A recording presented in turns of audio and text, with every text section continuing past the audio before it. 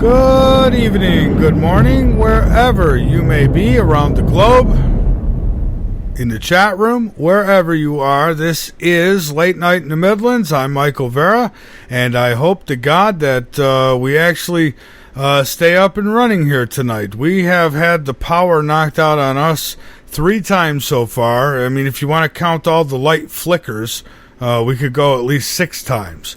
But yeah, we've had it knocked out. We're hoping that things remain doable here throughout the night, but I make no promises. I know my guest, he's had storms going through his area as well.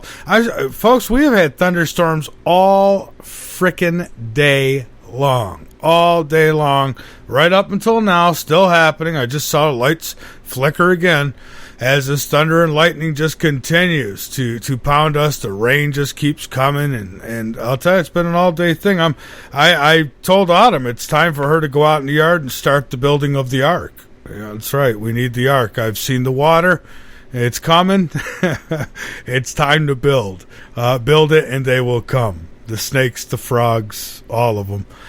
Folks, anyways, I'll stop this now, and I'm glad that we're here, at least for now. We do have a really good guest coming up tonight. He is somebody who I've always enjoyed talking to. He's been on my show, I want to say a few times now at least, Matthew Petti, and we're going to be discussing ancient humanity, if you will, and we're going to talk a little bit about the ancient alien theory and how my guest says, why is it always got to be the aliens? Why couldn't it be a super advanced race of human beings? So we'll talk about that. We'll also talk about Planet X. We're going to talk about the pyramids. We're going to get into about religion.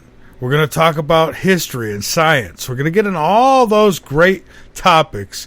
And we could do that because we have a 2-part to tonight's show. So Matthew will be with me tonight. He'll also be with me on Wednesday. I mean, that's how deep we're going to get into this. It's going to be a lot to get through. So we couldn't make it night after night. So we had to skip a day. So he'll be back with me on Wednesday again to continue this conversation because it's that big. It's that huge. Folks, I'll tell you, we live in an illusion, but we'll talk about that in just a few minutes with my guest. In the meantime, I do have some news that I want to get into. Then I'll tell you a little bit more about our guest before I take my break tonight. And again, I hope that things work out and we stay on the air. I'm trying to get one good solid week in here with no problems. You know what's been happening is I send a couple shows to Dark Matter every week for Saturday and Sunday. Well, these storms that have been coming through here lately have been affecting all those shows that would go over there. So, a couple times I've had to put some repeats over there, and I'm sorry, but, it's got to be, there's some things that just can't happen there, I can't tell you about Obama. People don't want to hear about that over there. But they come here for that. But anyways, the news. Surveillance powers lapse with no deal in Senate. Rand Paul, he says that, they're saying that his win does not mean the end of NSA spying. And you know what, folks? I don't know what it means. All I can tell you is even if they say it's ended, it hasn't. You're really falling for it. I mean, this is what I mean. It's a big matrix. It's a big holodeck. It's a big illusion. A big illusion. You get a little too tough on one thing or another, they'll make you think you, just like the 2 presidential deal. They'll put 2 out there so it looks like you've got a choice. You know the whole thing. I don't have to get into that, right? They say the expiration of provisions in the Patriot Act, which should have never been in anyways, on Sunday night doesn't necessarily spell the end of the bulk data collection according to the experts. So, there's a twofold to this, and they can, I guess, overrule this. And even if they don't, folks, trust me, I guarantee the NSA is listening right now. Guarantee it. I don't care what they say ended. They're just like before it came out and you knew that everybody was listening to, right? We were telling you this back in 2008, all right? And now, and you're to believe it's going to end when it took somebody to expose it and show it. And so now, oh, geez, okay, yeah, we're just going to end it now. Just like the COINTELPRO outfit. They never ended it. They just changed it, changed the name. Detroit is starting to shut off people's water again. The city of Detroit began shutting off water access to residents behind on payments Tuesday, with thousands at risk of losing access. Here's the kicker. The UN, yes, the UN has warned them to not do that. But they're doing it again anyways. So will the UN be coming to Detroit? Will we be seeing these blue helmets right out in the street now? I think we might, folks. That's linked up under News and Discovery. And I'll tell you, I told you, I said this before last time. The UN was warning Detroit. They're looking for any excuse to get in here. Then we're here to help. We're going to make sure you get your water. California's being cut off of water too. Hear a lot of talk about that, right? Russian military jets and U.S. destroyer clash in Black Sea, posing danger to stability. The proposed stability, the illusion that you have right now of stability. It's just an illusion. Russia has scrambled military jets in response to an American Navy destroyer, which it has been reported in Russian media was acting aggressively in the Black Sea. The Russian defense minister, speaking at a security summit in Singapore, said U.S. missile ships operating near Moscow's territorial waters pose a danger to strategic stability between the two countries. I'm telling you, folks, look what's going on. Open your eyes. See it for what it is. Order out of chaos. Remember that. Order out of chaos. More control. And, everybody's falling for it. Russia, United States, a lot of tensions there. China, all these countries are preparing. Everyone's talking about Jade Helm here in the United States. They're not talking about all the other Jade Helms going on around the world, because they are. Administration preps new gun regulations. So here we go. Obama, going to take another run at the guns. While he's at it, the Justice Department plans to move forward this year with more than a dozen new gun-related regulations, according to list of rules the agency has proposed to enact before the end of the Obama administration, which should have ended a long time ago. But, again, people just sit back and watch their fake news on TV, and they hope that somebody else will do something for them. People don't do stuff for themselves no more. They're waiting for everyone. I mean, people are sitting back. They're waiting for Jesus. Some of you are waiting for the ETs to come save you. You all have a superhero you're waiting for, and that gives you a great excuse to sit back and do nothing, don't it? The regulations range from new restrictions on high-powered pistols to gun storage requirements.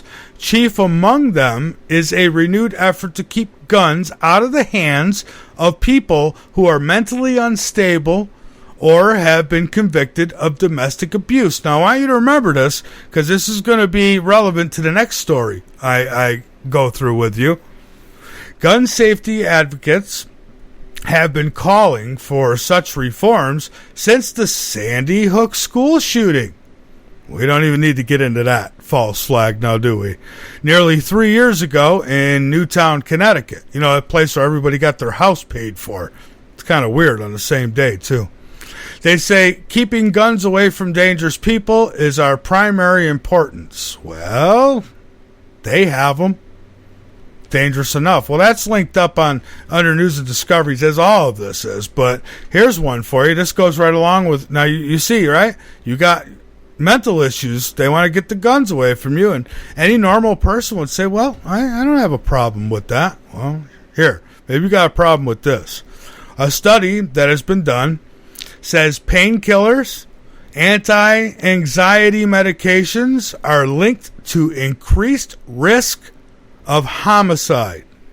That's right. I mean, we've been saying this for how long, right? But now it's coming out in studies. It says here, for the first time ever, scientists have linked prescription drugs, big pharma, that affect the central nervous system to an increased risk of committing a homicide. We already know that one of the side effects was suicide. Now they're finally admitting, as we said before, that another one is homicide. That's why you get people dressing up like the Joker and shooting a bunch of people. They're on these drugs. It's mind control. European researchers found that people who were taking a class of tranquilizers were more likely to kill someone than those who were not taking these medicines. And this report came from Live Science. Those drugs are used to treat anxiety, insomnia, and panic disorders. Pain relievers such as opioids, medications, and anti-inflammatories were found also to increase a person's risk of homicide. The study also showed people taking antidepressants had only a slight increase in homicide risk, even after the researchers factored in mental illness. But then they say a little bit more on that. When you see the percentage, it doesn't seem like such a small percentage. In the new study, the researchers looked at data collected from about 960 men and women in Finland, ages 13 to 88, who were all convicted of homicide. They then compared each person who committed homicide with 10 other people who had been committed, or had not committed, rather, homicide, but who were the same age and gender and lived in the same town. The findings showed, anyways, that tranquilizers increased the risk of committing a suicide or homicide by 45%, and antidepressant use increased the risk by 31%. So how many people are on antidepressants? I mean, my God, what is it, like 80% of the population is sucking down some kind of antidepressant or some kind of tranquilizer to help them sleep or whatever it might be. These drugs, I told you, they do things to the mind. They trigger things in the mind, and you could go back to any mass killing, and I guarantee you those individuals who are accused are on these types of drugs, and they're being mind controlled. It's not. I mean, when they're in these strange worlds that they're in, when they're taking these pharmaceuticals, it doesn't take much to trigger something in their minds. So there you have it. And so now, if you've been taking antidepressants, which a lot of you have, because your doctor said you should, guess what? It's time for you to turn in your gun. If you've been smoking pot, well, that's kind of a downer, so we're going to take your gun. I'm telling you. It's all linked together. I tell you, the Matrix is such a crazy place, but there you go. I mean, so, you're crazy if you've been on medication, and if you're crazy, you can't have a gun. So there you have it. The plan is in order, and once the guns are gone, so will the internet be, so will the rest of your freedoms. I know, I'm a conspiracy theorist, so I'll stop now. Here's a little military update from a conspiracy theorist. Russia to deploy Bastion anti-ship missile system in the Arctic. Yeah, they're getting ready. United Arab Emirates seeks 1,000 GBU-31 and 600 GBU-12 guided bombs. I'm sure they don't want them for the 4th of July. India test fires Harpoon Block 2 missile from Jagger jet, and the United States Air Force to introduce Champ Electronics Killer cruise missile. Yeah, they got a cruise missile called Electronics Killer. So see, stuff, they're not testing this stuff because they just want to make sure it works, I promise you. They're testing it to show a force to keep us all in fear as well. That's part of it. We're supposed to fear, folks. Here's the thing, though. This 3D world we're in right now, this physical reality that we're in, it's all been shaped for us. And we got to remember that we're more powerful than this. We're more than this. If they kill us, we just become more powerful. We escape. We're free. And they don't want you to know that. They want to keep you, your mind boggled and controlled. We'll get into that later. Hey, extraterrestrial hotspots. There's a story up on the website that NASA is actually looking for alien life. Of course they are, but they're not looking to tell you about it. They say that there's 3 different places that they expect to find it, and I guess Saturn's moon would be one of them, one of Jupiter's moons, and they're even expecting to find it on Mars. That is all linked up under News and Discovery on LateNightInTheMidlands.com, and I want to tell you just a little bit about my guest tonight, Matthew Petti. And again, I hope the thunderstorms hold off on us. Matthew Petti has been a successful business owner in the 1980s, a lighting designer, gaffer, and stage technician for hundreds of live performances, movies, commercials, and televised events. In the external world of his career life, he has learned the art of creating a staged illusion. But lingering beneath has been a curiosity to explain a remarkable infinity in 1977, which left him with only an illusory snapshot of something real.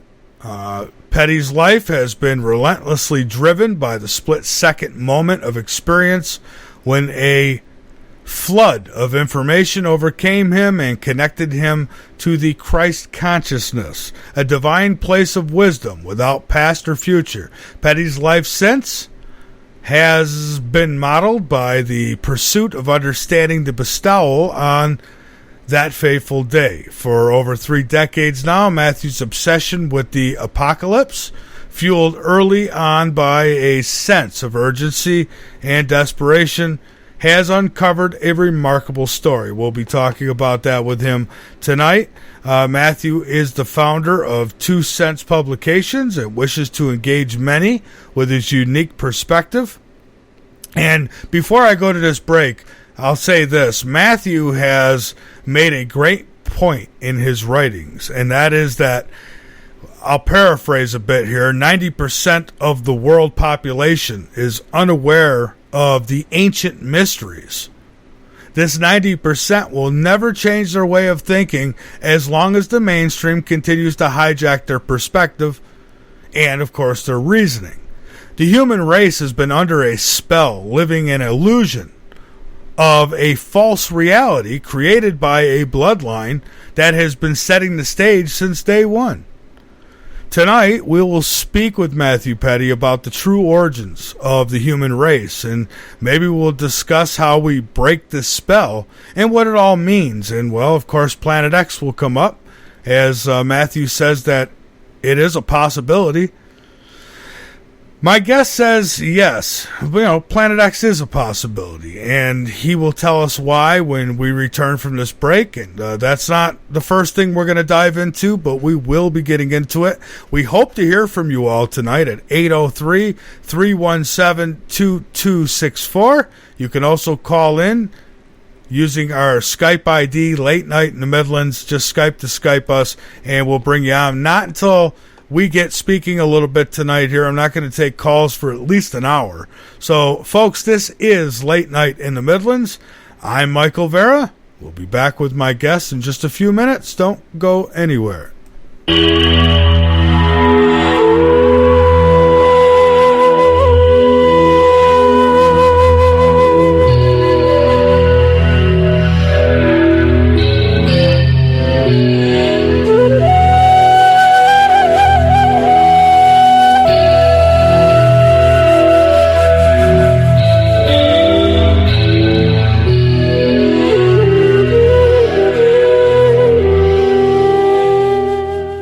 The L&M Radio Network and Late Night in the Midlands depends on you, the listener. Without you, there would be no us. So help us continue to bring you the best guests with the best information, and subscribe today. Information on becoming an L&M subscriber can be found at the top of LateNightInTheMidlands.com. Just click the About Subscriptions tab and become part of the family while helping the truth stay alive. And while you're at it, maybe subscriptions aren't for you. A one-time donation helps as well. Click that donate button on the right side of LateNightInTheMidlands.com and help us help you.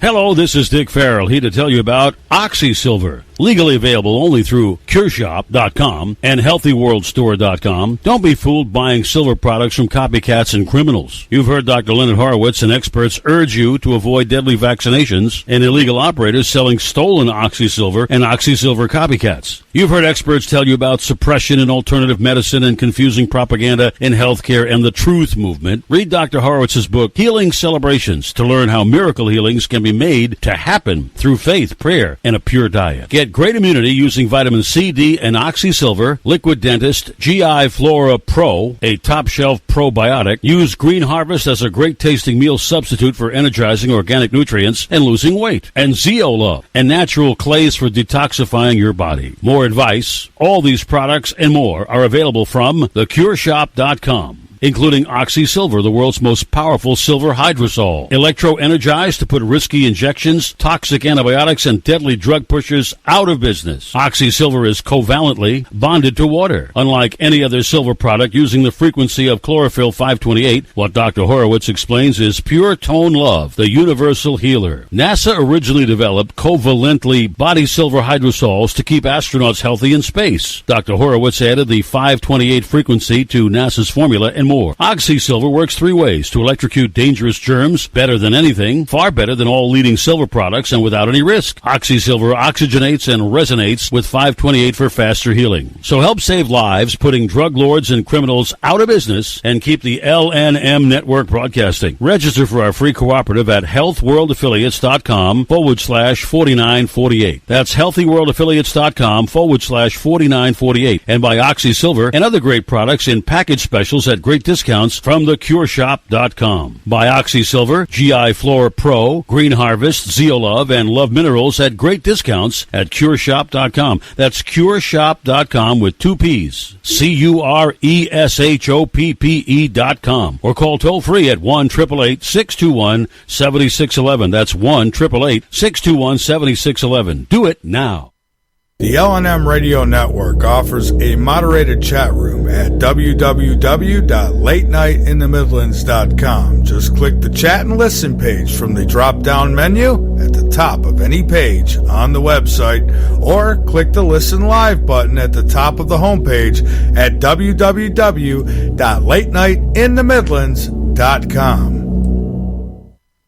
And as we have been programmed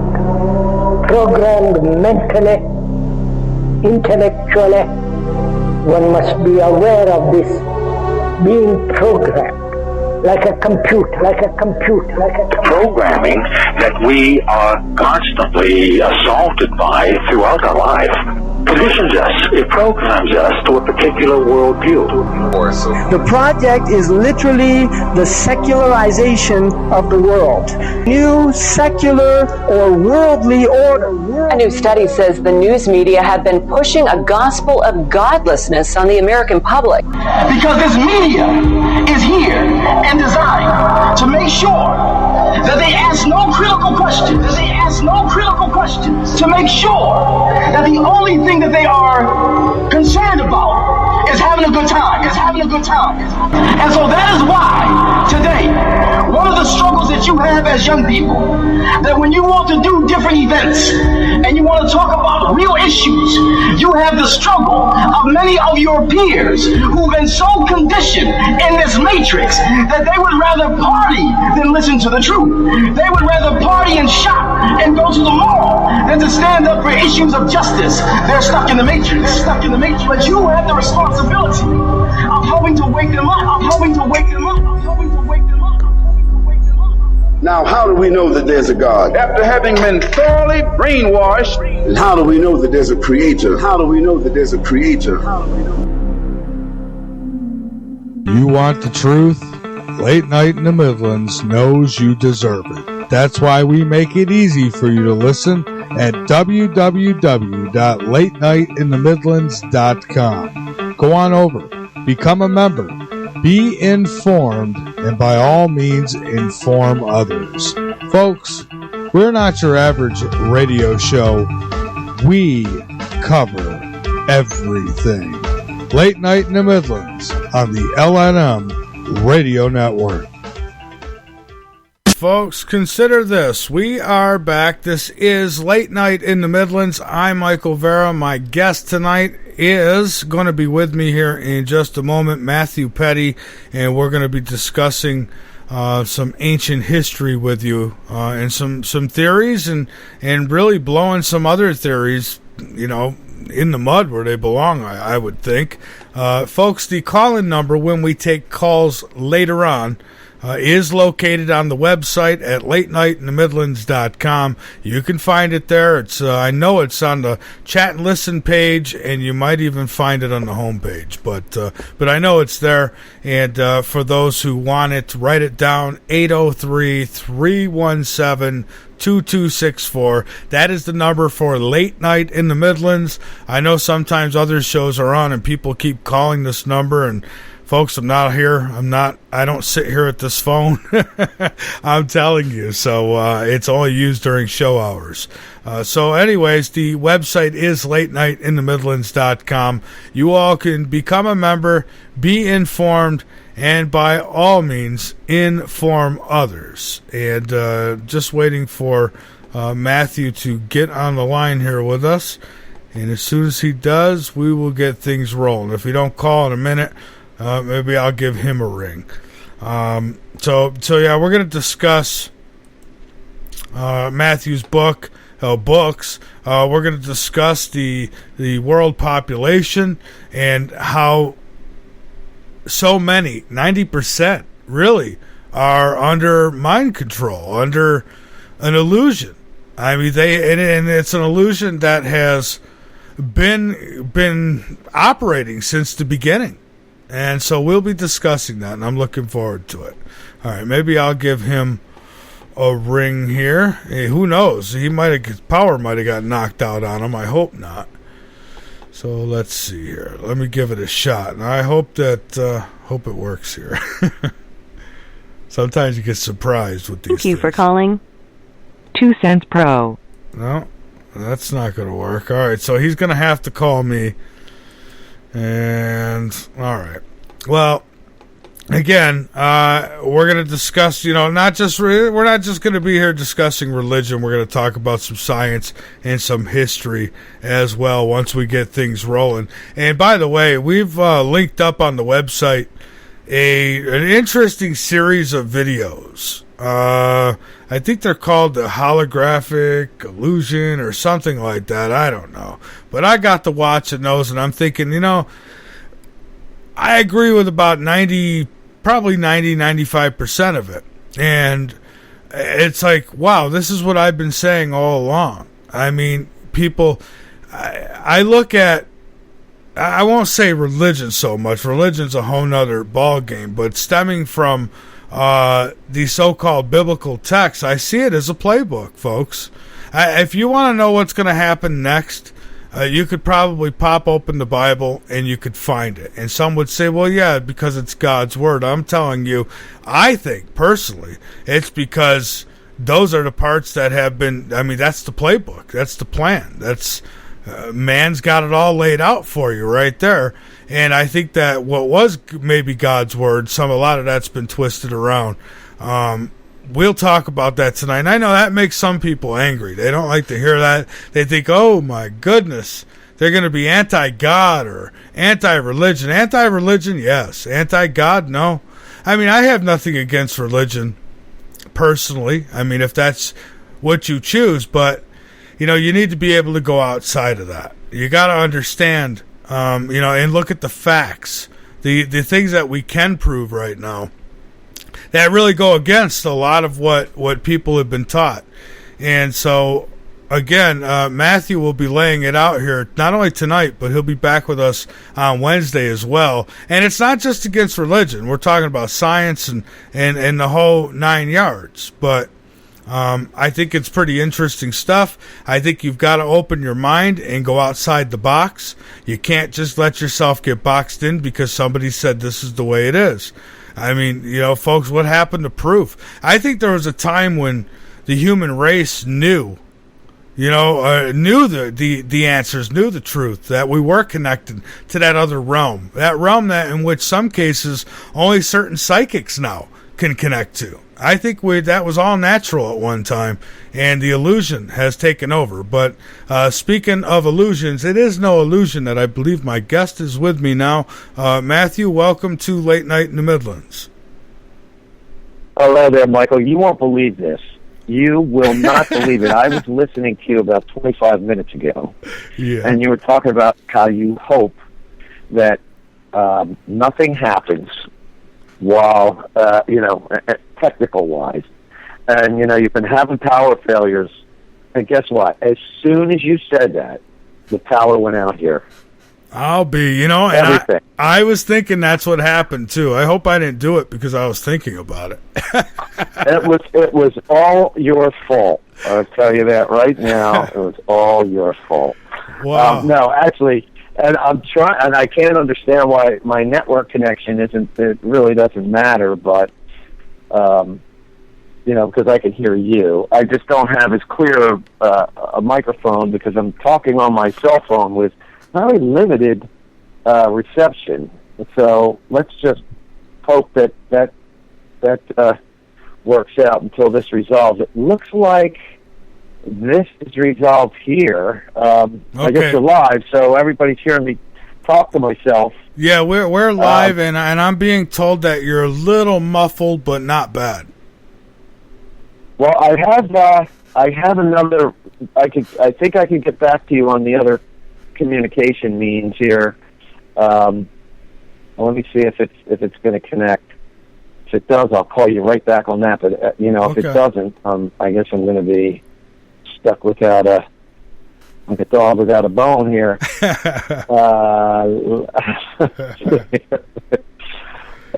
I think I have to exit and sign back on. Please forgive me for all this. That's and for all the patient listeners out there. I really appreciate the fact that you're waiting for me because we do have a lot to talk about. Well, some are probably saying God's punishing us. Well, like I told you earlier, we plan and God laughs. That's true. Yeah, that's true. But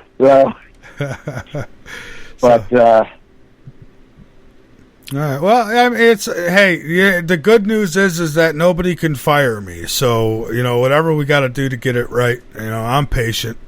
So don't worry about it. Nobody can fire you. Now it's telling me that my internet access isn't working. Well, we're going to have to stay with this right now, Michael. I'm sorry. Maybe let me ask you. Let me try to do speaker. How does that sound? Does that sound a little bit better, or is it worse? I think it's about the same. It just sounds a little further away, I think. Yeah, we'll leave it like this. I'll try to talk a little bit lower and not be as exuberant as usual, but okay. Well, we got disappointed that this happened right at the hour of what can you say, huh? Yeah, well, it's to be expected. When you're going to have a conversation like this, it's that old Murphy's Law thing, right? Yeah, I guess so. Whatever could go wrong will go wrong. Yeah. Unfortunately. And it's been one of those days. I'm kind of discombobulated here, but I could get back into the groove here in just a moment, so we could at least begin our talk. I didn't hear a word of what you said about me, probably many things, and just as I started listening, you said that you hope there's no problem. and you said, I hope there's no power outage, and on cue, it went out immediately after you said that. And I was like, you got to be kidding me. I was like, no way. Okay. All right. See, Autumn, if you're listening, I got the power. So what's the segue here? Well, I was telling people, I was kind of paraphrasing something from your writings about how 90% of the world population is unaware of the ancient mysteries, and that 90% will never change their way of thinking. And I was going through that little aspect, and I don't know exactly where you'd like to start, but I think that's a good place to start is with the I will start there. Right. Because, and how do I come up with that 90%? It's really not a random number. I simply ask as many people a day, up to 10, if they've ever heard of the ancient alien theory or Göbekli Tepe. And the reason why I ask them that is because if they haven't heard of that, they're not going to hear of the ancient alien theory, and they're not going to understand what the ancient alien theory is about.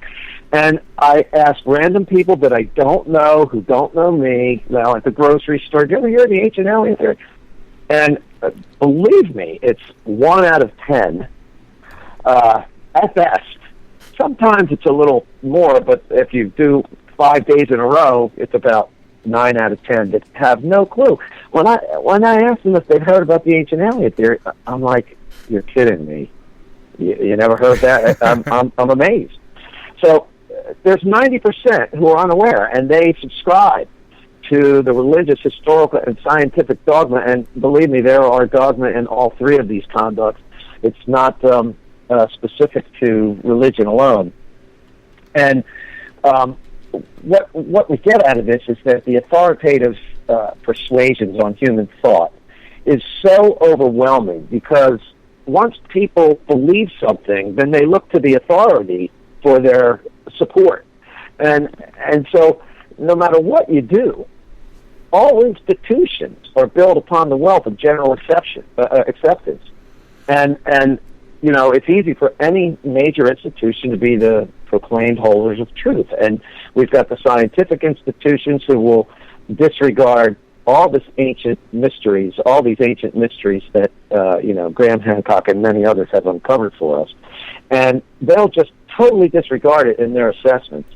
And people who follow science will turn around and say that guys like him don't know what he's talking about, or although it is gaining a foothold, it's very nice that people are starting to at least question, but it's only 10% of the people that are questioning. Right. As far as history goes, go ahead, what were we going to ask? Oh, no, I was just going to say you're right. And it's important that people, look at the facts and open their minds a little bit, because, there's some people who won't even hear this. It's like, are you kidding me? No, this is the only way it is, because, I was brought up on these scriptures. And it's like, wow, I don't know if we can wake everyone up. But, yeah, 90%, that's a lot. Well, when we talk about the metaphysics of truth, we're going to understand how these awakenings occur. And we're going to get to that in a minute. But, what's bad about it is, like, even history has its linear view, and they disregard these ancient mysteries, and yet their mainstream assessment has played an integral part in molding students from early on as to how our world is, and they really should be telling the students all of the anomalies and the paradoxes that exist through the evidence that has been uncovered, and let them think, and let them search, and let them try to think, because the answers to these things are not going to be found in a test tube in scientific labs or by uncovering evidence, because we're gaining just a fraction, if at all, of the evidence that exists. The crust of the earth is 20 miles thick. The ocean is 6 miles deep in some area, and if we can't sift through it all, there's really no determination. So there has to be a philosophical answer, and so religion, which has become stigmatized by history and science, is really it's really where the clues lie. It's just about clarifying the dogma. Right. And how do you do that? And even the history supports the lies, too. The history that's taught in the classroom, it supports the lies. They're told there's a missing link, and man came from monkey, and, And I look at archaeology as the embellisher of history itself, too, because, and Graham Hancock is very staunch about this, and how, maybe 1% of sites are excavated and looked at, and they just get little pieces of evidence, and then they say, well, this evidence points to what we believe. Well, everyone does that. Religion does it. History does it. If you look at religion, I can't understand how that 6,000-year-old Earth theory came about through religious channels, because it just disregards scientific evidence, and what they what that does is prevents those who might otherwise consider the importance of Jesus Christ, which is extremely important in this whole assessment.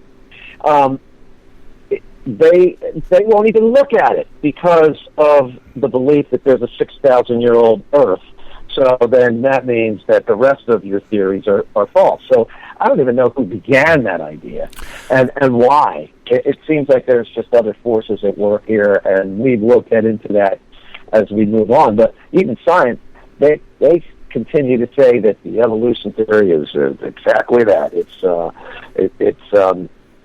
We evolved, life has evolved, but what they've found is that they cannot prove, even though they're trying to say they can, they have not been able to prove with any certainty how they can make life occur from lifelessness. They cannot do it. In fact, their whole idea is being handcuffed by the difficulties in trying to prove the origin of life itself. Oh, let me ask you this really quick, Matthew. I hate to cut you off, but when you say that, I'm wondering what about these clones that they're doing now? These. I mean, they're taking DNA and they're creating these things, and I'm wondering, where is that life force coming from in these things? Even though they don't live long, it seems, but like Dolly the sheep and these other things that they do, where are those life forces coming from? Well, we can't confuse the genetic manipulation of living organisms as the life force, this essence, and we're going to get into that. So, but that essence that exists in every living thing is the same through every living thing. But it is the most amazing problem with science right now. But when we talk about the 90% of the people who subscribe to these religious, historical, and scientific, they get in their little cubicles and say, well, this is the way it is, and most people don't even care. They're just so worried about the temporal things and the world we live in, and it has become a runaway train. We're just like hamsters on a spinning wheel, and it's But and then we have. What's interesting, Matthew, is that, and I was just saying this earlier, and I know this isn't popular with some people, but I'll say it anyways because it's what I think. And that is that the Bible is actually, there's stories in it from the past, but there's also, it's like a playbook. It's like somebody from the beginning of time has followed that playbook. And it's like what we see now with the manipulation of weather and all these other things that are going on. It's almost like they're following it as a playbook.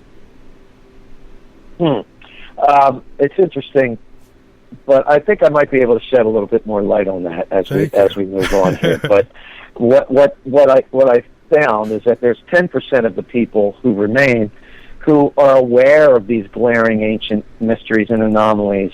They're aware that there has to be another explanation. And it includes everyone who is searching for anything related either to the popularized UFO phenomena or trying to figure out what the biblical texts really mean. And we really can answer these questions a little more if we change the model of history. And I think what's going on with today's alternative historians is trying to equate this previous advanced civilization back to about 15 or 20,000 years ago. And when we look at that and dissect it a little bit more, we're going to find out that there could be a better explanation that answers a lot more questions that are left on the table by those hypotheses. The ancient alien theory, it's being proliferated because, look, in the world that we live in, anything that sells is going to be presented. Amen. So it's leading many people to believe that the only explanation for these mysteries is alien. It's gaining ground because so many disciplines are converging on it. Scientists are even latching onto the ideas that somehow they planted life on Earth. Some scientists. Countless mystics and New Agers believed them to be the gods of ancient lore, and that our DNA was manipulated by them. The entire theory stems from the premise that only alien technology, which is one beyond our own, could account for the many mysteries that challenge the mainstream ideology. Well, you know what's funny, Matthew, is everything that you just described that people are saying the aliens did, I noticed that we're doing that right here on Earth now. Right? Yes, we are.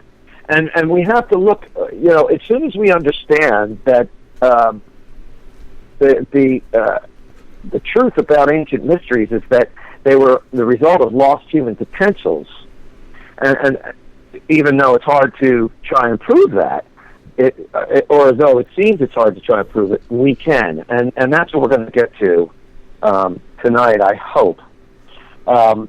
So let's I think that we have yet to adequately connect the dots of human history and ancient myths, because we're failing to connect the entire human journey from beginning to end to the single most important aspect of our journey, and that's the purpose for being. And this may seem, on the surface to be completely unrelated, but through the metaphysics of truth, which I spoke in depth with you about a couple of times, we're able to connect these things together, and we're going to get into that in detail again because it's so important.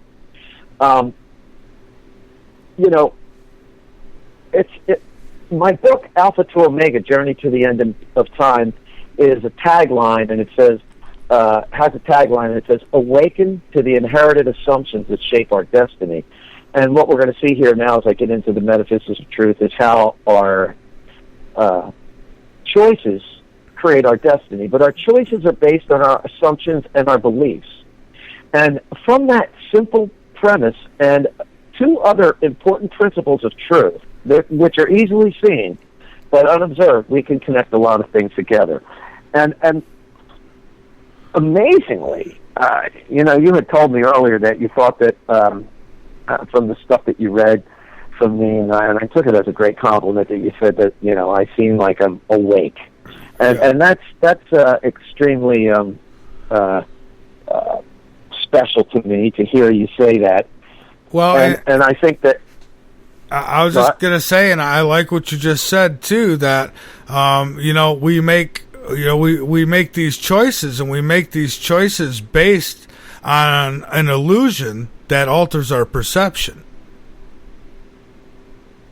True, and so, but how could we come to a reconciliation for all this? And you may say, well, everybody comes up with ideas, and everyone has beliefs. But I think it's good to preface, before I go into the metaphysics of truth, where this all began for me. I had no idea. The epiphany and the experience that I had at the age of 22 was something that turned my attention to the book of Revelation. I was only looking to try and decipher what the future held for us. And little did I know that it was going to unveil a lot of things. And, let me ask you something. One of my favorite sayings is that wisdom is the uncanny ability to recognize truth without proof. Now, if you think about that for a minute, does that sound like something that resonates with you? And it's a self-fulfilling statement. But just like many of the adages that we've heard in our lives, nothing ventured, nothing gained, two wrongs don't make a right. These are all things that you don't prove it, you just know it when you hear it. And these things stem from something that's inside of us. They're not made up in someone's mind. They're discovered through experience and wisdom, because truth cannot be created. It can only be discovered. And I've discovered a few of my own, one being, like I said, wisdom's the uncanny ability to recognize truth without proof. But I just want you to understand that all of this came from my willingness and obsession with trying to understand the future. And this is how I came up with things that are so important. And, when you talk about the words, seek and you shall find, knock and it will be open to you. These words are the prescriptions to wisdom, insight, intuition, or our sixth sense. Because only the sixth sense can expose what the other five have hidden. When we are at infancy status, we have, our mind is completely blank with no thoughts whatsoever. We don't recognize or know anything. We are at that point united to the true essence of life and being. We are superhuman. We just don't know it because we're infants and we don't know the power that we have. But is it fair to say that somebody didn't want us to know? Because I think at one time we knew far well what the truth was and how to connect to these other realms. And I think that at some point, somebody wanted more power, and they figured out that keeping us dumb would work to their advantage.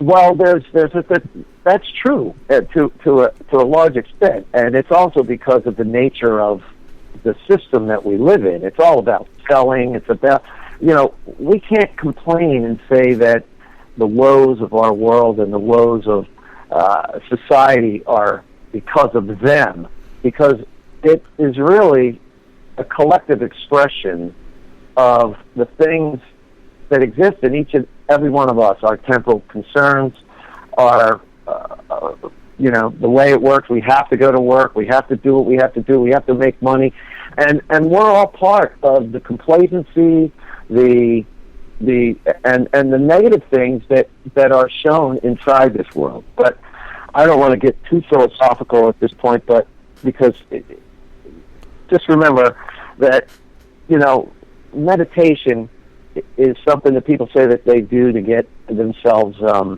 closer to God or whatever. But a true master has to be able to relinquish everything that his five senses have taught him and see everything for the first time just like he was an infant. That is extremely difficult to do. Yet there were masters in this world who were able to dedicate their lives to linking themselves to this essence.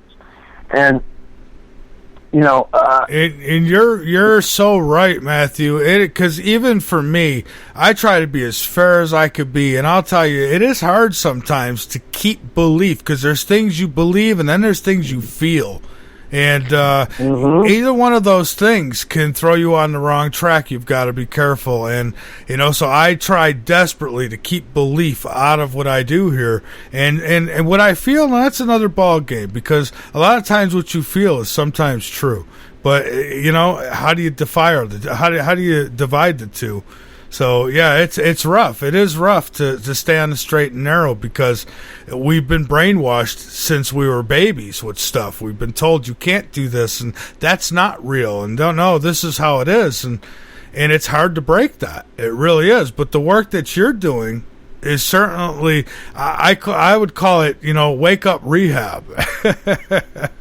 Well, I appreciate that. I really do. But I would like to get a little bit more into the metaphysics of truth, because if I could do that, I think that we'll get an idea of where we're headed. I know it may sound, to me, I have like this way that it has to be presented, because I connect dots to so many things, and so if I get too lost in trying to explain one little piece without explaining the piece it connects to, listeners get confused. And I have promised as many people as I can tonight that I was going to get it so that they would be able to understand, what I'm trying to say and how I want to say it, and so that they can understand. Great. Go for it. How many people have an intuitive feeling that something very dramatic is going to occur in the world during our lifetime? I mean, it seems like more and more people are beginning to believe that something's coming. And when we talk about earlier the 10% who know that everything's coming, they're so wrapped up in the ancient alien theory because they think that's the only explanation. But it isn't. In fact, it's extremely short-sighted or myopic, whatever you want to call it. And through this metaphysics of truth, we're going to understand some factors, some things that are easily seen but often unobserved. And it keeps people looking away, too, Matthew. You know, that's the ancient alien theory. Oh, don't look on Earth. Look up there. Right, but things sell. And things sell, so that's why. I mean, it's sensationalized, it sells. It appears to be the only answer to these anomalous mysteries, and it certainly isn't. In fact, but there are two schools of thought about those who believe we're approaching a major crossroad in the human journey. There's the people who believe that there's a golden age approaching, and it's just going to happen automatically, and we're all going to be thrust into this higher state of global consciousness. And then there's the doomsday theorists who predict everything from resource depletion, economic collapse, technological warfare, environmental disasters, and other things which are imminent threats to the stability of our world societal systems and the survival of mankind. But what we have to understand is like natural disasters like meteor storms, earth crust displacement, polar shift, volcanoes, cosmic radiation, and other lingering effects are a few of the many things to which mankind has always been vulnerable. So there's so many varying opinions concerning these times, and they're derived by asking specific questions. Will it be doom and gloom or vast enlightenment? What's going to happen? When? Why? Will it be random events or will it be something more? And this is something that, I found that are not sufficient in gathering a proper opinion, because the question that needs to be asked above all is how do we correlate any of it to the reality of our human experience and journey? Because like I said, we have yet to adequately connect the dots of human history and ancient myths, because we are failing to connect the entire human journey to the single most important aspect, which is our purpose for being. So if we really want to correlate the effects of these colossal natural events to our human journey, then we have to ask ourselves whether or not these gigantic disasters are mere happenstance or the product of much more than meets the eye. I mean, after all, we are either here for a definitive purpose or we're not. So if we are here for a definitive purpose, then nothing random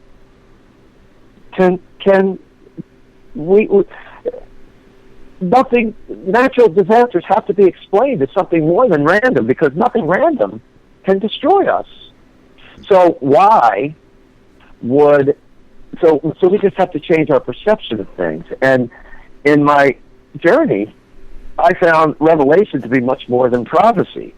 So what does apocalypse mean? And to most people, they think it's, war, fire, brimstone, end-time scenarios, terror, and whatever. But the word apocalypse itself, and if you want, I am online with the other phone, and if you'd like me to call you back, I'll wait till the break.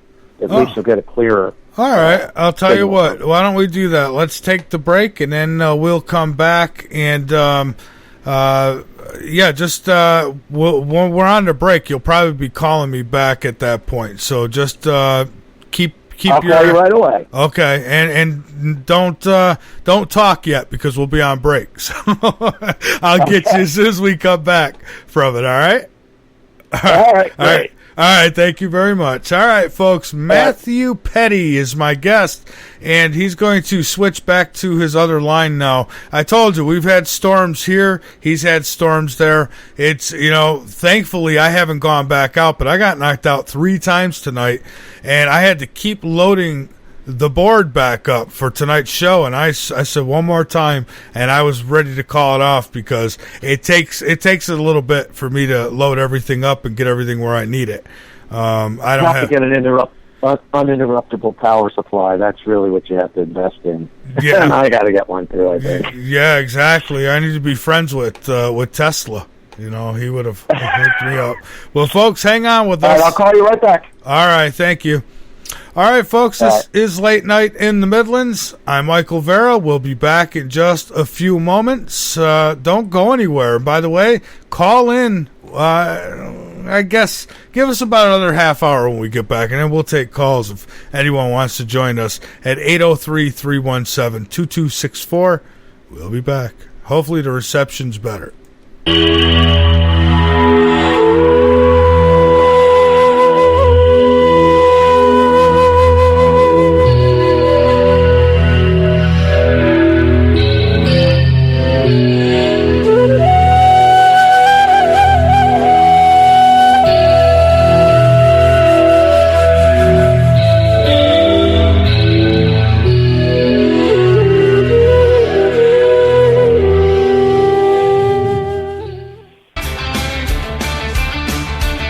You have found the best place on the internet by tuning into K98Talk.com, where it is our mission to broadcast the very best variety programming, giving you a balance of information from every angle and letting you decide. We are here to serve our listening audience with a proven track record. So stay with K98Talk.com and the Spark Radio Network, and we will keep you informed.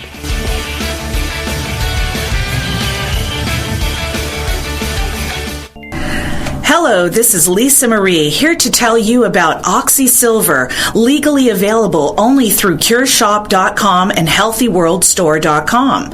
Read Dr. Horowitz's book, Healing Celebrations, to learn how miracle healings can be made to happen through faith, prayer, and a pure diet. Get great immunity using vitamin C, D, and OxySilver, Liquid Dentist, GI Flora Pro, a top-shelf probiotic. Use 528 Superfood as a great tasting meal substitute for energizing organic nutrients and losing weight, and Zeolove and natural clays for detoxifying your body. OxySilver oxygenates and resonates with 528 for faster healing. So help save lives, putting drug lords and criminals out of business, and keep the LNM network broadcasting.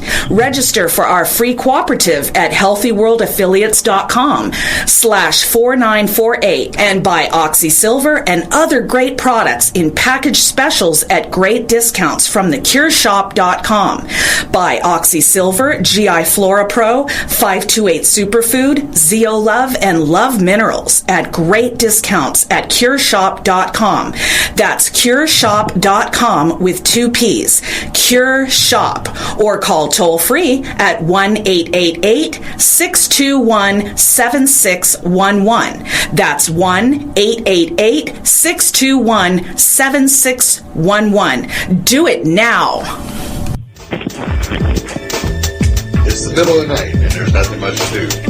Bring your insomniac self over to Late Night in the Midlands and learn something. We've got every topic you can think of with very little being off limits. Alien abductions, government corruptions, the stuff that's got your sleep disrupted. Come join the conversation tales and tune into Late Night in the Midlands with your host, Michael Vera. The LNM Radio Network offers a moderated chat room at www.latenightinthe.midlands.com. Just click the chat and listen page from the drop-down menu at the top of any page on the website, or click the Listen Live button at the top of the homepage at www.latenightinthe.midlands.com. I've had some dreams of dying before, and they're not that bad. You're always glad you woke up from them, though. But folks, we'll take calls a little later in the show. My guest is Matthew Petti, and he is on his microphone now. So Matthew, welcome back. Thanks, Mike. I hope I'm sounding okay. Do I sound okay to you? I think you sound just fine. Okay. Good. Yep. That's great. So we were talking about the metaphysics of truth. So what I think that we need to do is, the question we can ask is, can we answer the most perplexing questions of the human condition? Where did we come from? What is our purpose? What is our destiny? And so many people say, well, that's such a hard thing to think, but that's because so many people are jaded by whatever conduct that influences them the most, whether it be science, history, religion, or a combination of all, but they're all short-sighted. And in my discovery, and I didn't originally set out to find the answers to these perplexing questions. Like I told you, I was just simply looking for the clues to the mysteries of revelation. But in this search, I discovered an easy-to-recognize but unobserved dynamic, which I call the metaphysics of truth. And it serves as the underlying dynamic to any awakening and provides a brand new perspective on the subtle nature of reality and the human experience. And you say, well, yeah, sure, how are you going to do that? Well, let me explain, because it's really simple. There's 3 basic principles to the metaphysics of truth. First, we have to understand that truth is immutable and universal. It doesn't change. Only our perceptions change. And when I was a young kid at 22 years old, I worked for a company called Combined Insurance Group, and it was founded by W. Clement Stone, and one of the things he said at that early age just rang true. You talk about wisdom and recognizing truth without proof. He said truth is always truth, regardless of lack of understanding, disbelief, or ignorance. It will never change. And it really stuck with me because that's true. Because truth cannot change. Only our perceptions change. It's universal, and it must apply in all aspects of the visible and invisible realms, whether we see the connection or we don't. So we have to understand, if we don't see the connection, that we have to learn how to make that connection.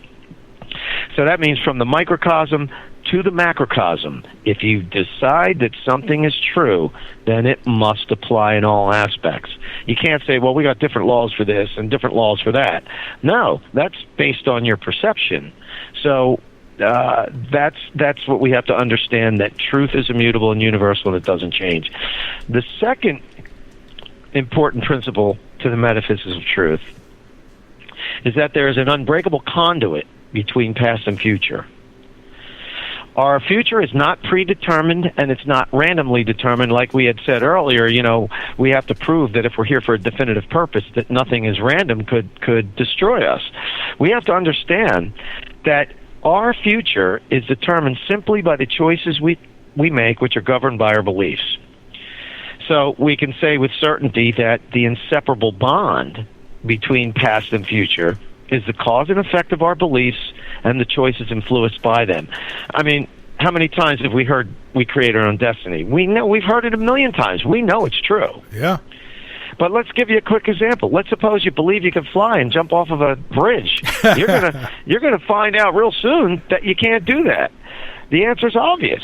You will either die or become seriously maimed, but the most important ramification is that we learned a lesson from the harsh experience of an improper choice. Now there, it's really easy to see. But, just because it's easy to see doesn't mean that it doesn't apply in all aspects, because truth is immutable. It's about choice, and it's about decisions made based on beliefs. And so I often give an example where wisdom is used if, let's suppose you had to be on time for like an 8 o'clock appointment in the morning, and it was so important it would change your life forever. And you set your clock, but you didn't know, you set your alarm, but you didn't know that the clock, which was your only clock in the house, was an hour slow, but you weren't aware of it. So you set the clock, you got up, you relied on the clock's time, and you missed your appointment, and it ruined your life forever. Well, that is because you assumed that the clock was right. So it's an improper choice based on an improper assumption.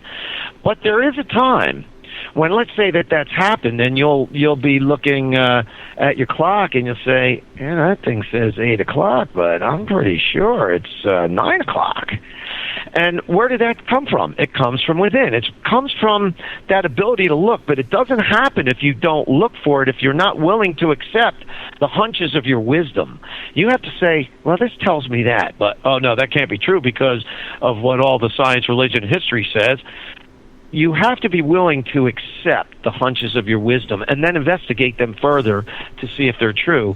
And in the case of a clock like that, if you did investigate, you'd find out you were right, and you saved yourself from the experiences of an errant choice. I always beat my alarm by at least a couple minutes. Always beat it. No matter what time I set that sucker, I wake up minutes before it goes off. Yeah, I have that biological clock, and I think most of us do too. But the example I'm trying to present is that most people go through this in life in a lot of different experiences. So we're showing that wisdom, that insight to what is true, right, and enduring resides in us. It's just a matter of connecting to it, and you'd be surprised after a while when you begin to connect to it how easily it becomes to to put things together in a pretty unique way. At least that's how it has happened to me in my almost 40 years of searching. But this also tells us that in these examples, truth was in direct opposition to the errant belief and choice, which allowed the effects to be easily seen. So truth manifested itself in the form of a harsh experience in the physical world. The dynamic of truth versus erroneous belief is always at work in shaping our reality. So this helps to demonstrate an apocalypse, like I told you before, with the definition, as an awakening to truth, either through experiences, which are sometimes unpleasant, or by our sixth sense, which would prevent us from these harsh experiences. We will get to the truth one way or another, which brings us to the fundamental principle of the metaphysics of truth. The truth is always trying to reveal itself to us.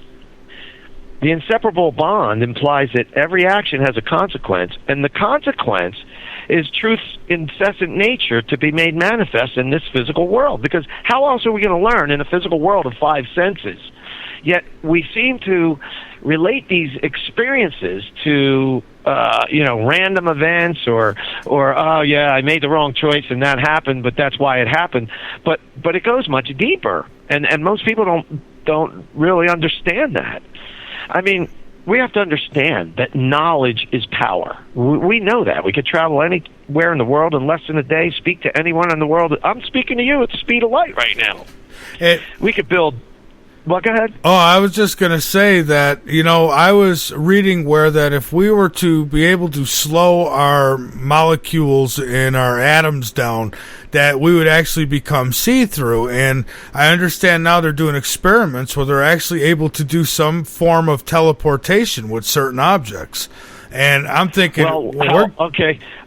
That's fine. I heard, how I see teleportation with objects is how they were talking about the entanglement theory, and how if you had two molecules that were entangled, you could send a signal to one of those molecules with a molecule that's adjacent to one of those entangled molecules and send that to there. And I don't want to get into the details of it but nothing surprises me, Michael. Nothing surprises me. Our world is an illusion. But what we have to understand is that today's amazing technology is the power of collective knowledge, which is made manifest right before our eyes. Our discoveries collectively and creations have changed both our perceptions and our abilities. And these discoveries are the result of our curiosity to understand the truth, which had already existed. Like I said, you can't create truth, you can only discover it. So knowledge is power. So we could safely say that knowledge is power, but absolute knowledge or omniscience is absolute power or omnipotence, which constantly shapes events and circumstances to reveal the errors in our beliefs and bring us closer to the truth and eventually omniscience. And this is that the indication that the truth is always trying to reveal itself to us. It may not appear that way. It's extremely subtle and subliminal, but it is trying to reveal itself to us.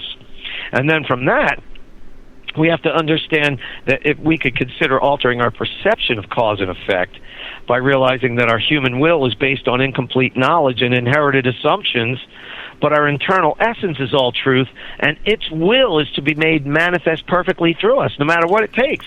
So we'll go through experiences over and over again and think that it's all just part of this thing, and yet we talk to scientists who have proven that the reality we live in is really an illusion, and we'll get to that. So where does this wisdom or insight stem from? What exactly is our sixth sense? Inside each of us is this essence of all truth. God, the answers to everything. Try to picture it. Like if you remember the movie Men in Black and the galaxy that was around Orion's neck, that little thing. Now, this is just an analogy, but imagine this essence that exists, the essence that has got, the creationist, the evolutionary theory scientists so hell-bent on trying to prove it just evolved from nothingness, and they're batting their brains out, and they're not going to find it. They're not, because this essence exists, and it is the essence of all life. So try to envision the essence of all life and truth as spirit that exists in every living thing.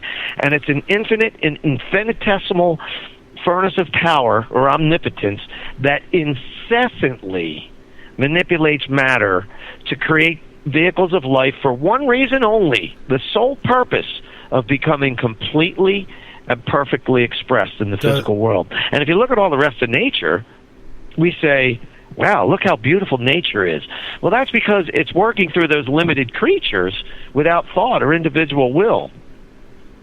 So I think that we need, our concepts of God need to change to where we can at least begin to conceptualize it without believing it is impossible. I mean, how can we expect to seek a God we cannot define? It's like getting in your car and not knowing where you're going. Old beliefs and assumptions need to change. Exactly. And when it takes place on a more collective scale, the growth of human synergy will be exponential. Go ahead, ask me a question. Oh, well, I was gonna say, did it all start as really a thought? Is that, Well, I like to think of, of the word consciousness as, we can look at how over time these vehicles of life have become more complex until the consciousness became part. And I'm going to get that in just a minute, because what we're looking for is synergy. We've seen many nature programs on TV, and we witness the tremendous harmony of many of Earth's species. They accomplish remarkable tasks with what science calls instinct. So what we need to do, and that's defined as like an inherent inclination of any living organism to complex behaviors without training or learning. I mean, when we get into the very smallest areas of microbiology, they're seeing little complex machines made up of nucleotides and peptides and all these bonds that do little things in your cells, and they just move along. Well, who's teaching these things to do that? No one. So there's an essence, there's a force that exists. It's so, I discuss this at length with proponents of science, and they claim that instinct is just to be the nature of things. I'm like, how scientific is that? It's the nature of things is the essence of God. So we have to understand that in those lesser creatures, until we get to human beings, as a human being, we have sentience. We can make choices, whereas choice from animals and stuff is not, look, nobody taught a beaver how to build a dam, okay? But they build dams with all these separate compartments, and they're not talking to each other saying, hey, bring this over here, hey, come on up. They just do it. And yet we just push that off as though it's something, that's just instinct. That instinct is God, and as soon as we understand that instinct, then we can understand a lot more about our whole synergy.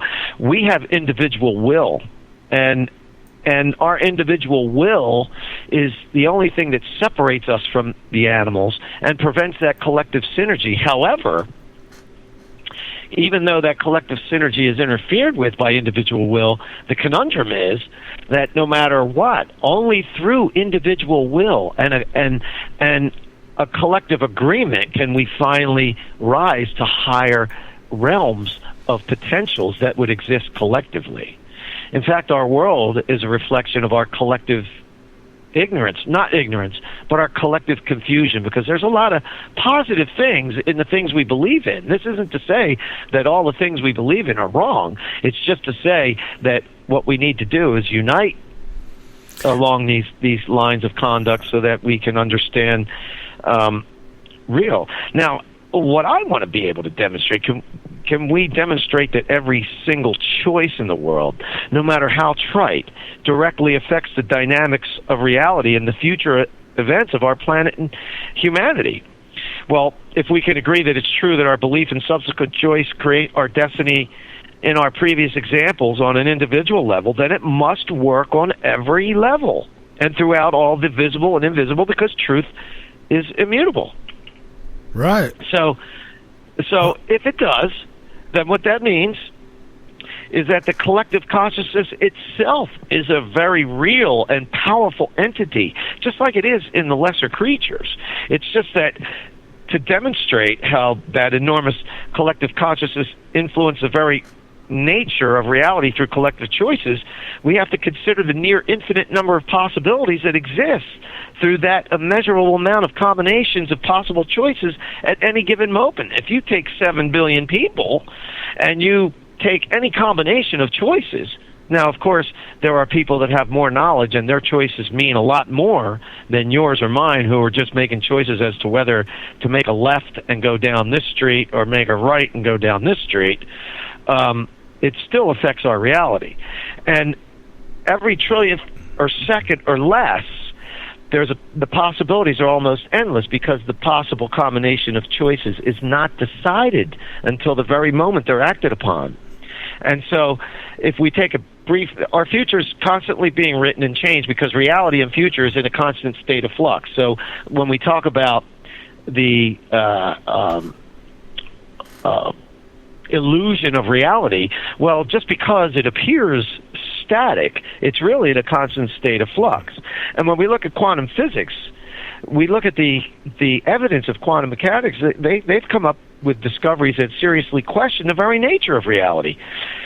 But through the universality of truth and its immutability, we can say, hey, we got a better solution, a better explanation or theory for the evidence that you provide your theories with. In other words, it used to be that all matter was involved, all reality was Newtonian physics, gravity, motion, space, and time. But in the early 1900s, they discovered at the subatomic level that these building blocks of matter they do not behave in accordance with these laws of Newtonian physics. How can that be? So the truth is, these subatomic particles can be in different places at one time, with distances so vast that their observed interaction means that they can only occur by traveling at speeds thousands, sometimes millions of times the speed of light, which is supposedly impossible according to Einstein's theory of relativity and Newtonian physics. So what's right? I'm willing to bet that in our natural form we can travel like that, and that there is no space and no time, and that it just is. Right? We are preventing it so much because of our thought, and it's not just us. We are part of a system that reflects all of our collective ideas, and it's become a runaway train. But quantum reality recognizes that there's an almost infinite number of possibilities that are proven to exist at every trillionth of a second or less at the subatomic level. So many possibilities that have led to the promotion of their theories. Now remember, a theory is nothing more than a solution that says this is what we believe that this evidence means. And these theories are saying, well, there has to be parallel universes that reflect these different possibilities, so that our universe is one, and I say that there cannot be these separate universes, or the multiverse as it is referred to, because there can only be one reality, but it's constantly in flux up to any given trillionth of a second when all these decisions are finalized. And since they're changing rapidly, we can't really see it. And what the problem with quantum physics is, claims that there are separate laws for reality in the quantum realm. And I say truth is universal. So it's our perceptions that change, and they need adjustment. It's not the evidence that needs to change. It's our perceptions that need to change. So And then we also have to consider that all scientific inquiry denies either the existence or presence of God, as well as substantiating human consciousness as a force that has anything to do with it. But as we demonstrated, if it weren't for our consciousness and our willingness to choose, we wouldn't create our destiny. Face it, if you make a left instead of a right, and you end up at the store at a different time than you went before, and you ran into somebody that you haven't seen in a long time. Well, that may seem happenstance or random, but if you would have made the right turn instead of the left, you wouldn't have met them. So all of this is really quantum. We just don't see it. Our world that appears static is quantum all the time. Every little decision we make affects our reality of the day, and yet we seem to see it as static. So remember, scientific theories are not proven. It's an accepted assumption or set of assumptions to explain the evidence of discovery and experimentation. And it seems like, the multiverse theory and evolution theory is just thrown out there as fact. No different than religion throwing out that there was that our Earth is 6,000 years old. So the dogma exists in every conduct. We just have to be objective enough to be able to see the dogma and either clarify it or tie it together, because we have to tie as many things together with truth. Right, and our perspective takes a beating right from day one when we come to this reality, this third dimension, if you will, because we got our parents who guide us, and some get guided into religion and it gets pounded into them hard. Others other things, you know what I mean? But I sure do. Yeah. So what's our chances from that point of breaking the spell when our own parents have been put under it and they don't know? They think they're doing the right thing, but what they don't understand is that it was also put together for them too. And so some of us, it seems in this generation now, we're starting to break away from that. We're starting to see behind the veil. We're trying to, and that's what's creating, more of a disturbance in the realities that we have always deemed to be normal and that we're going to keep going. But I forget what I was going to say, but that's okay because I still have plenty more to say. But if we begin with the assumption that truth must be universal, and it's incessantly trying to reveal itself to us, then we can provide new and reasonable theories supported by the same evidence that supports the widely promoted and short-sighted theories. We're not changing the evidence. We're not denying the evidence like religion does about the 6,000 years theory. We're not denying the evidence that history does about the ancient mysteries. We're not denying the fact that you cannot create life in a lab, even though they're trying to say they have. We created these nucleotides and peptides or whatever, and we know that through natural selection. They don't know anything, but they're making claims because, to me, it seems like the polarization is just part of.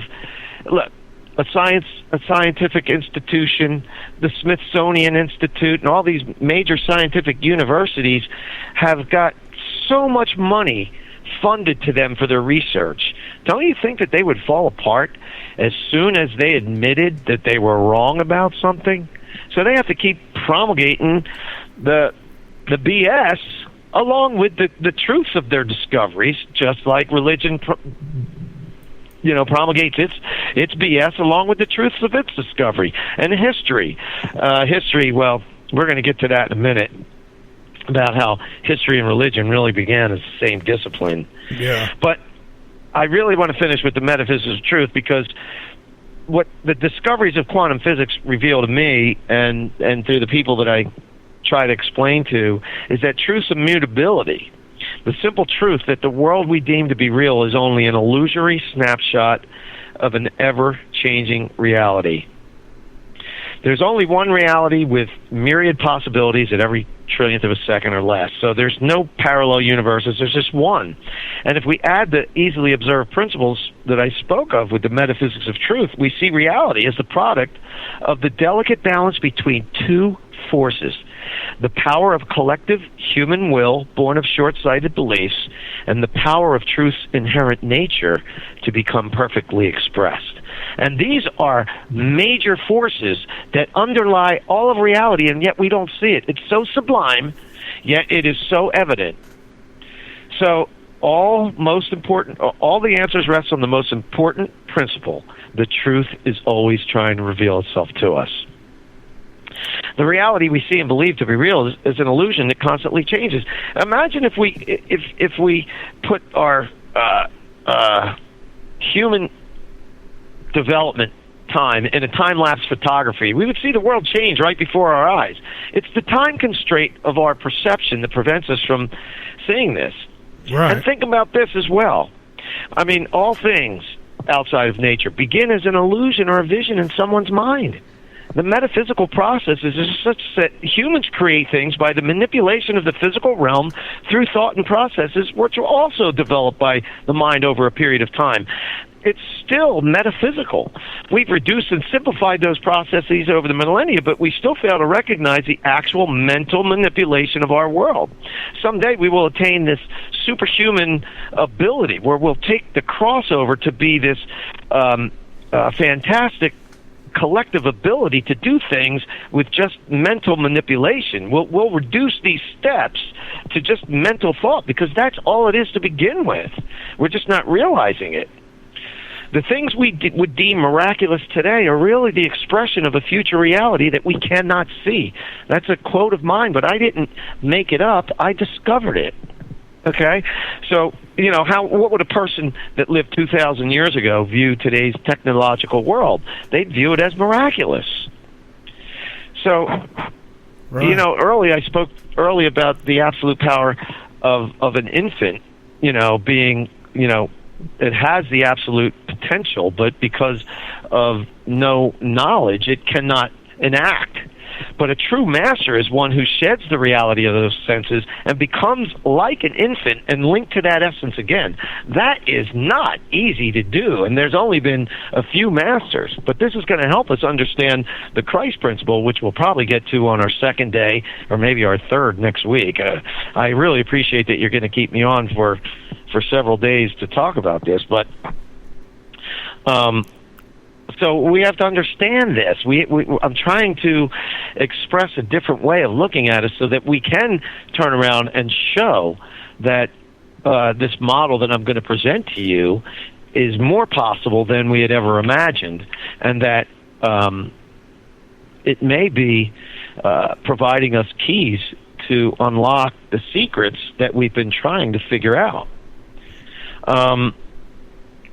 We're failing to see the metaphysical nature to our existence. There's a gigantic collective consciousness of 7 billion people, some people with a lot more knowledge and power than us, and it's directly responsible for the metaphysics to shape the entire reality around us. So that means that the earth is not separate from us, even though we believe it to be, and nothing is happenstance. Nothing, even though we perceive it to be. We're missing the... we're not seeing these subliminal forces at work. The work of the essence of truth trying to reveal itself to us, and the delicate balance between, our errant choices based on short-sighted beliefs. And I would say even people who feel like we'll never get to the complete truth, you can't deny that there's a lot of truth hitting us in the face that's telling us that what we've been told is nothing but one big fat lie. And, there's just no denying that's true in a way, but you have to understand that when this all began, it wasn't like being a lie on purpose. It was just the way it was. We were developing, and so I don't like to look at society and say, oh, you're lying to us. I would like to say now that there's a lot of things that are being hidden from us, but because of the way our system has evolved, if it were to divulge some of these things, it would create anarchy and dismay, and they can't do that. So I don't blame anyone for the system that we are all a part of. It has been handed down to us. just like you said, your parents think they're doing the right thing. You know, Carl Jung, famous psychologist, discoverer, I would like to say, he proved that just the archetypes of thought, just the way we think, are handed down without even teaching us. It's just behavior. As an infant, you absorb things like a sponge, and so you're automatically predisposed to these behaviors and ideas from your family heritage all the way down. It's been handed down for centuries. There's nothing we could do about that. And Matthew, I feel blessed, though, because I've been able to break that. I mean, if, like, I'm going to visit my family next week in Rochester, and there's a lot of them who, you know, they'll carry around their rosary beads, and, you know, they go to church religiously, and their beliefs never rubbed off on me. I've come out into the world at 16 years old and started learning for myself, and thank God. I'm glad that I'm not mind controlled, and you know, I'm not saying that I'm sure there's some things that my perception aren't precise with, but as far as the big picture, you know, I'm not falling for all that, you know, the mumbo jumbo, I'll just say. Well, that's fine, because you asked questions, they had faith. And so they're not wrong for performing these rituals. I mean, rituals have been performed. You know, we can go back as far as human history as we can find, and we'll see rituals are based on, you know, inherited assumptions and ideas that may not be right, but the intent is right. So, you know, there can be no judgment either way. And when we talk about the Christ principle, we're going to understand that. But you know, what is our destiny? Well, we're either going to become extinct, or we will one day reach the pinnacle of human achievement. And believe me, the latter is what's going to happen, because the truth is always trying to reveal itself. We will get to the truth one way or the other, no matter what it takes. I believe that. That is the nature of truth. And as soon as we understand that it's not us, you know, as soon as we realize that the only reason why we have the potential for this ultimate fulfillment is because of the essence that lives within us, then when we understand that, then we understand God, and we understand that our potentials exist because of God. And we could erase the dogmatic ideas of God and picture God in a more explainable way. Not, we can never explain God because he's so vast and expansive. No, God wasn't meant to be undefined or we can't seek him or discover him or become, I don't even like to call him yeah. without you know, if we can't discover, then we're never going to get there. So it'll all be assumptions. I don't even like to call it God, whatever it is. I don't feel like I have a God. I feel like there's a creation, there's a creator, and whatever that might be, I look at it as kind of the universe. It destroys, it creates. It's so big I could never see it. You know what I mean? And for me, that's how it is. And I think when I think of God, I think of like men, you know, wearing, I don't know, royalty crowns and saying, I am your, you know, like the people who are in control. Right, well, that's now. why you can't use the word God, because of the stigmas that exist. And it's very hard, because when you bring up discussions about God, it invokes the ideas that other people have. So you don't want to use the word, because when you talk about God, what my perception of God is not yours. So if I use the word God, it can be stigmatic, and so that's why you don't like to use it. And it's another reason for me. But I'm trying to at least present in this theory a better understanding so that we can move forward. Because this isn't the end. Everything can be seen through the lens of the metaphysics of truth, but we have to set these parameters so that we have some sort of guidelines to explain it. I mean, our goal is to reach the Omega, and we're going to talk about the Alpha and Omega next. And that's when we reach the final revelation of all truth, when we become this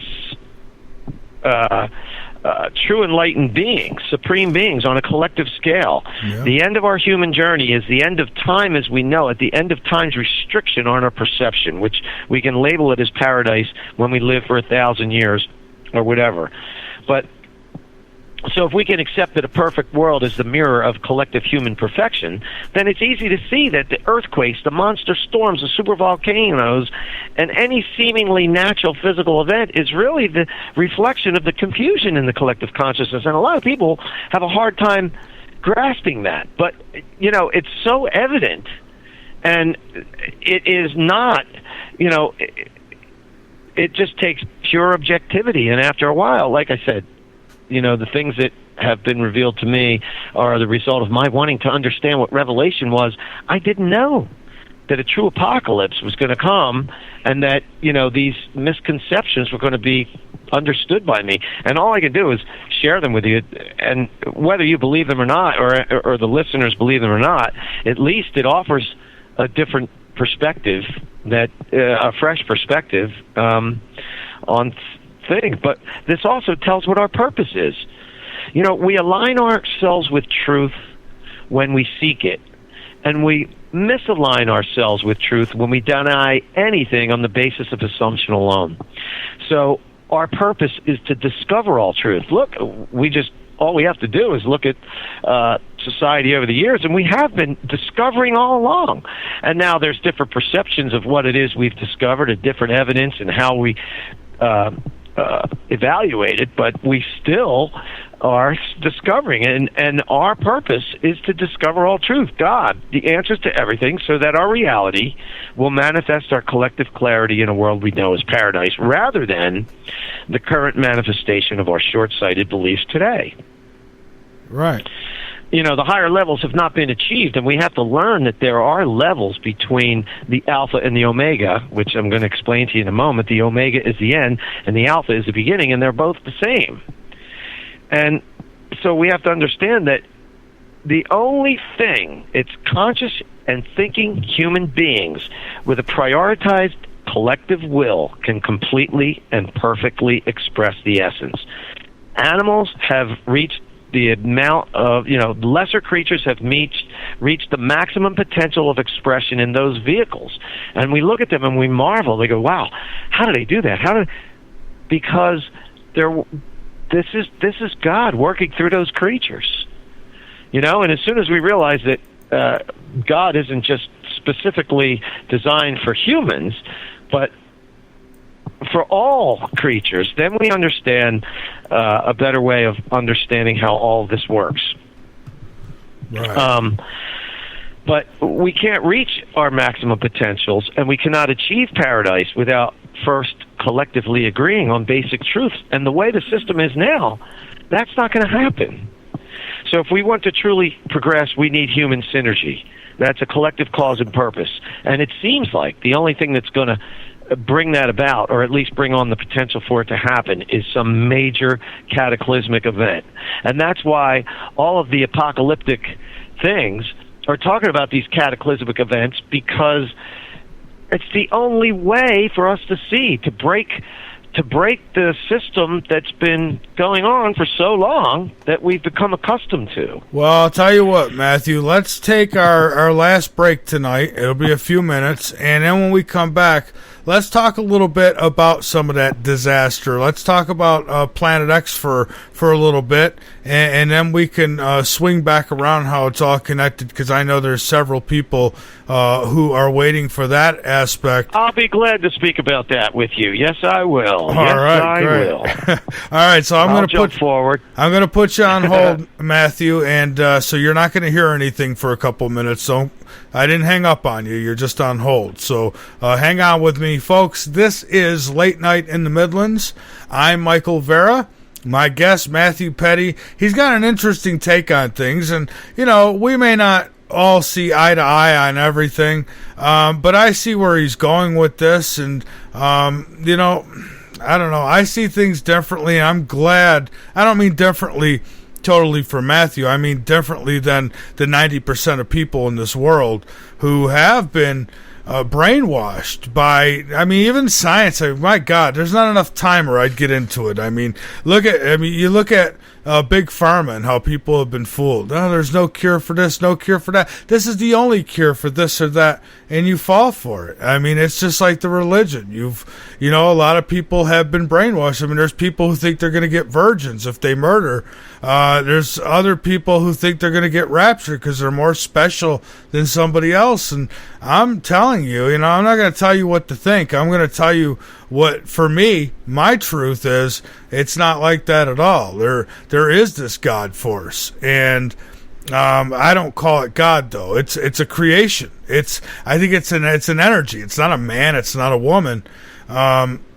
There's a lot that's being kept from us, folks. So we are living an illusion, and the fake news is a big part of that. And I mean, my God, we could go on and on.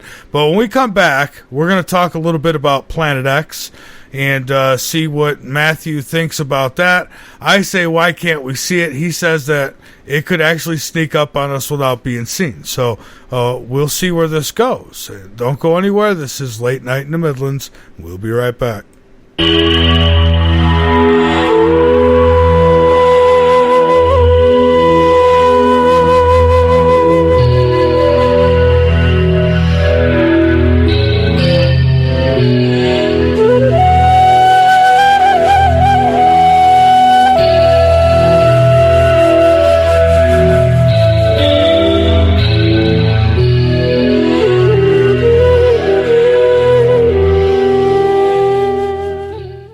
LNM Radio has joined with the Hardened Structures team to provide state-of-the-art survival shelter design and build services at LNM Radio exclusive rates. Hardened Structures, with over 21 years experience in military, commercial, and private shelter design build services, are also offering LNM Radio listeners a free consultation, normally a $500 value.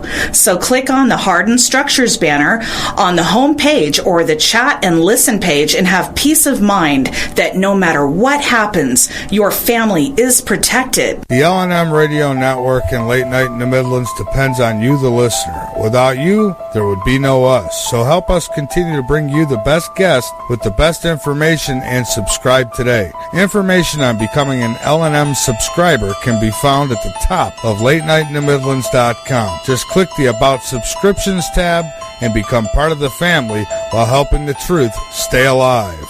And while you're at it, maybe subscriptions aren't for you. A one-time donation helps as well. Click that donate button on the right side of LateNightInTheMidlands.com and help us help you. You want the truth? Late Night in the Midlands knows you deserve it. That's why we make it easy for you to listen at www.latenightinthe.midlands.com. Go on over, become a member, be informed, and by all means inform others. Folks, we're not your average radio show. We cover everything. Late Night in the Midlands on the LNM Radio Network. LNM is always looking for sponsors, so if you are interested in sponsorship or advertisement on air or on our website, contact us at mv@latenightinthe.midlands.com. If you're interested in rebroadcasting or picking up the live feed for Late Night in the Midlands, then contact us at mv@latenightinthe.midlands.com and help us help you. The LNM Radio Network offers a moderated chat room at www.latenightinthe.midlands.com. Just click the chat and listen page from the drop-down menu at the top of any page on the website, or click the Listen Live button at the top of the homepage at www.latenightinthe.midlands.com. In many cases is the idea that the aliens are essentially trying to create a hybrid mix of themselves and ourselves. They're interested in our DNA, our genetic makeup. And beyond that, they're interested in our personalities, our affection for our children, our love for one another, a whole kind of range of what we think of almost the most human characteristics we have emotionally. We have to face up to reality that For example, the UFO phenomenon is a real phenomenon, no question about it. So anybody who debunks the UFO phenomenon itself don't know what he or she's talking about. Hey, Michael, I promised you I'd call in for a little bit, and here I am. I know that I bashed Bush the entire time. I wasn't even allowed on Coast to Coast there for a while because I was told not to talk about Bush. In the councils of government, we must guard against the acquisition of unwarranted influence, whether sought or unsought, by the military-industrial complex. If you're listening to this, you are the resistance. Late Night in the Midlands. We cover everything.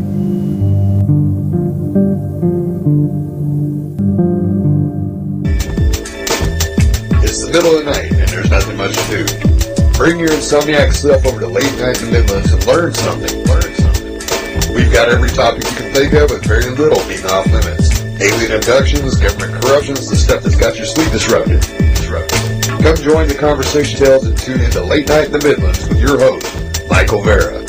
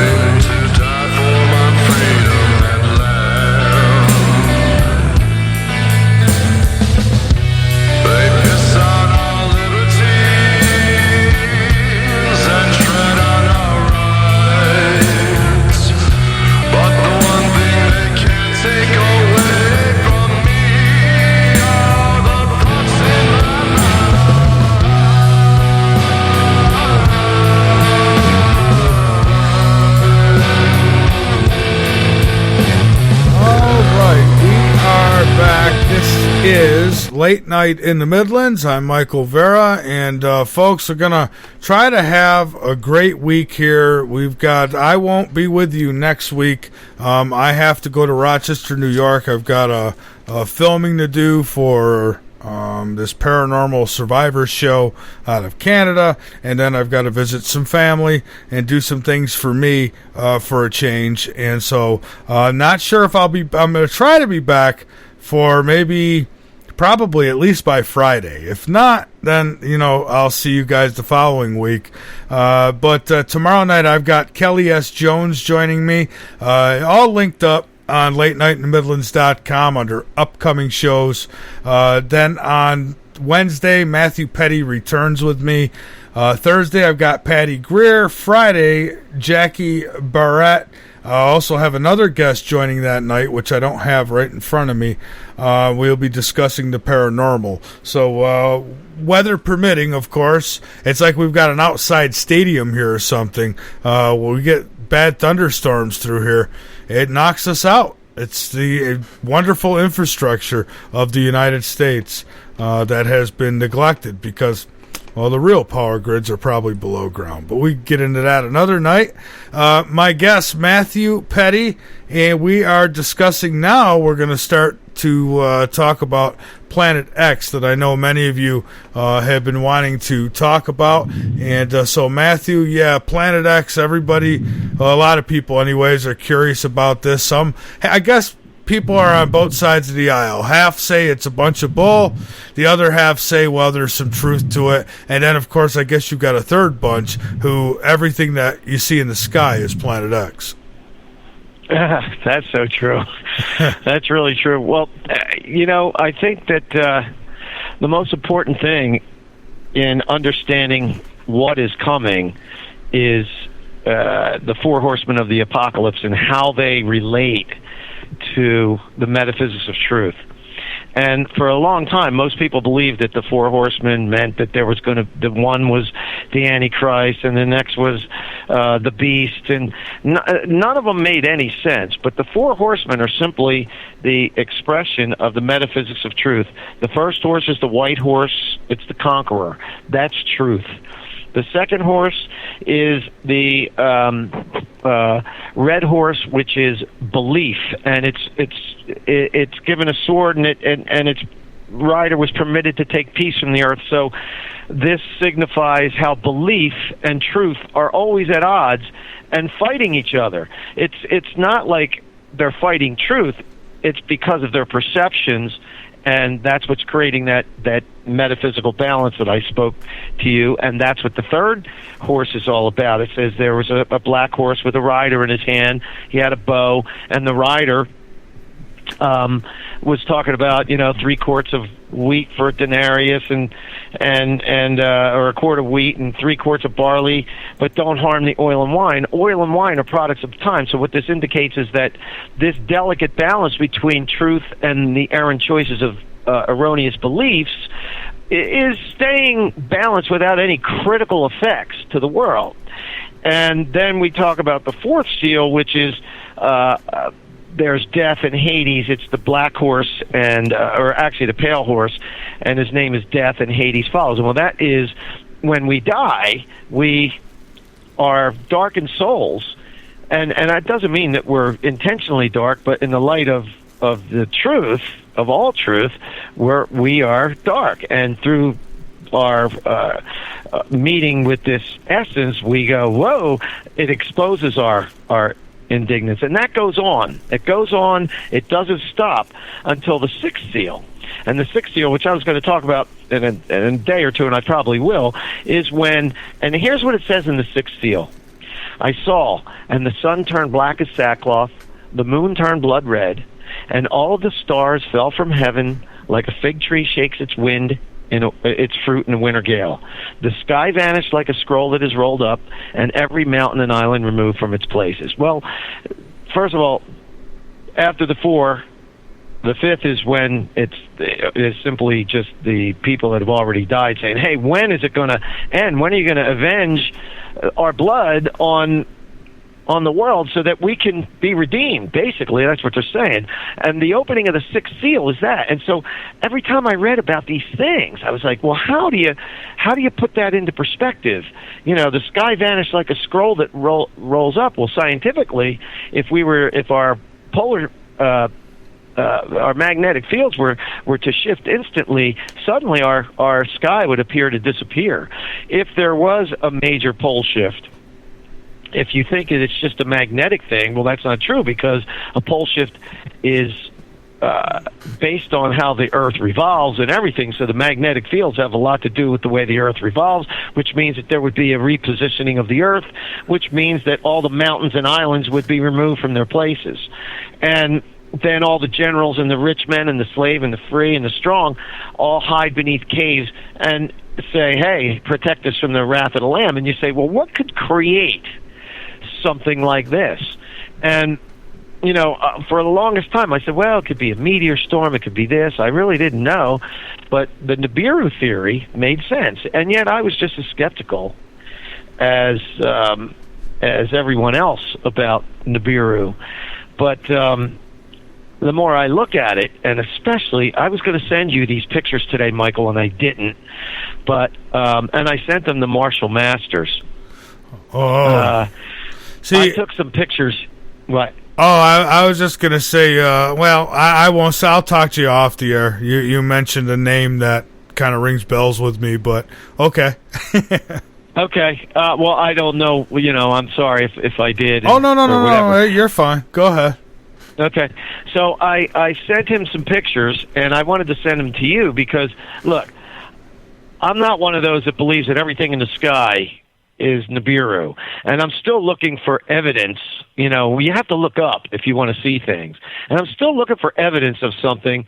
And it was this past winter, and I haven't seen it since March, but in the winter, the sun was doing some really crazy stuff. And I took some pictures, and even though the pictures clearly indicate that this body that I caught was extremely small, it couldn't have been the sun, even though it was right near the sun, but the sun was hidden behind the clouds, and this body wasn't. It was like, whoa, and I was zoomed in. I'm like, man, I took it, and I was like, I'm not going to post these. I'll hear all these people say this or that. But what it was to me was proof that something's out there, And it's not easy to detect, despite these so-called people who know better. Well, if it was really there, we'd be able to detect it. No, you wouldn't. You wouldn't be able to detect it from a fixed point on Earth, but other people can. So is it this particular incident that's going to cause the havoc on Earth? Well, based on the theory of Nibiru and what it does, I believe a lot of things about it. I don't know for sure what this is all about, but I can tell you that those pictures that I took are definitely not the sun, even though the sun was there, and it looked so big. And then it started getting weird. It looked like it was separating into two behind all these real thick clouds. So I took a picture of that, zoomed in, and then suddenly there was a row of clouds that crossed, and the big part of the sun moved behind the clouds, and this little thing was there. Then 2 weeks later, I took a picture on the boardwalk in Atlantic City, New Jersey, and only because it was another big thing behind all these clouds. And when I took the picture, I zoomed in and just took the picture. When I looked at the picture, I see the same body, and it's clear. And I posted them on Facebook in the Nibiru Planet X site and on the Nibiru. You gotta send them to me. I'd love to see them. I will send them to you, Michael. I will. But I don't need. See, here's the thing with me. I don't need to qualify the Nibiru theory to know that something is coming. I've known this for years, and now I see the evidence, whether it be Nibiru or anything, that we're on the verge. I mean, we're looking at a possible economic collapse. We look at Jade Helm. There are so many things that are going on right now that easily point to something major coming that they're not telling us. The world bad. The world is getting ready to fight for resources. I don't know. People can't see that with their own eyes, but all these countries are gearing up, and everybody's getting ready for something. And if that, maybe it'll be a big distraction to keep us from knowing what's about to come from space. I don't know. But something, you're Neither right. do I. Something is coming. And now with Planet X, or Nibiru, whatever name people want to give it, what I would think now is, okay, I always said it's possible, but I would look at other planets for changes on those other planets to detect this thing if it was me. I guess I wouldn't be looking exactly for Nibiru itself, but I'd be looking for signs from the other planets that it's nearby somewhere, like changes in its wobble or whatever. Right, and but they did, and this goes back to the 80s when they discovered some sort of perturbance in the orbits of Neptune and Uranus, whatever, and they sent up the Iris satellite, the infrared. Well, I forget what the moniker is for that, but and all these amateur astronomers go, well, no, there's no way, because they would tell us. And no, they wouldn't tell us. Let's be realistic. If there really is something that is hard to detect, and you can create a model that shows why it would be hard to detect, that doesn't. So, to me, when it's time to look for evidence, you don't say, oh, that evidence doesn't exist. You try to create a model that would make it hard to detect, so you can say, okay, well, let me look in this area because of this model. But no, people are like right away, no, it can't happen.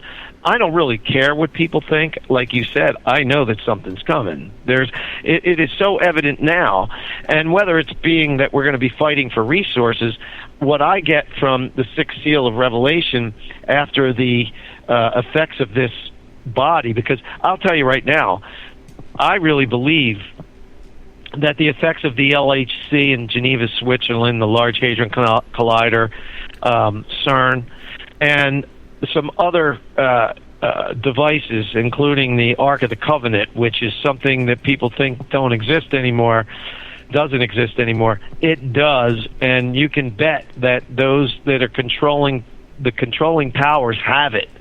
And I really think that it's going to be used as a weapon to fend off what the effects of this Nibiru thing is going to be. But it's not going to happen. They're not going to tell us about it until right up to the end. Now, this isn't covert or something bad, what do you expect our government to do? What do you expect them to do? First of all, if something major is going to happen, they're going to do whatever they can to thwart it or avert it, and they're not going to tell us until the end. And that makes perfect sense to me, and I don't blame them for it, because we live in a society that our system has systemic defaults, and that's just the way it is. See, I agree. It's not... I'm sorry, Matthew. I agree, and I also disagree with that. I mean, if I was on their side, I would I see, even where I'm sitting now, I could see why they wouldn't tell us. But on the other hand, we want to know, and we pay for the information that they have. But the evidence is there. I mean, I already know. I was talking to a couple of friends of mine the other day, and I said, you know what? I tell you these things, that it's coming, and I show you these pictures, and you go, don't matter. If it happens, it happens. I go, yeah, that's what you say now. But if it happens, you're going to be the first ones that are freaking out. Well, I'll be sitting there, and I won't be freaking out at all, because, I've expected it. So I think what we need to do is stop trying to convince others that it's going to happen, and stop.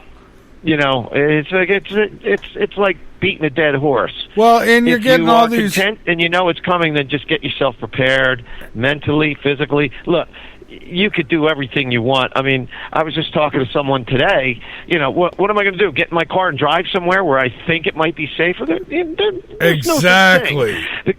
Exactly. That's what I've been. That's what I've been saying. It's like all these people. And they get on these radio shows and they try to tell you where the safe places are. And I'm thinking, who the hell died and put the God badge on you? How do you know what's going to be safe? Oh, but the Zetas told me. That Zeta talk is a bunch of bull. I'm sorry. And we didn't get into the part about. I haven't gotten to that yet. We're going to discuss it, but. If we talk about this battle between truth and belief, we're going to see how deep that really runs. And, unfortunately, God, it's already 11:15. I know. And I'd be glad to take questions in a minute. But so all I'm trying to say is that we can't, whatever's going to happen is going to happen. What we need to do is be ready for the next, when the smoke clears.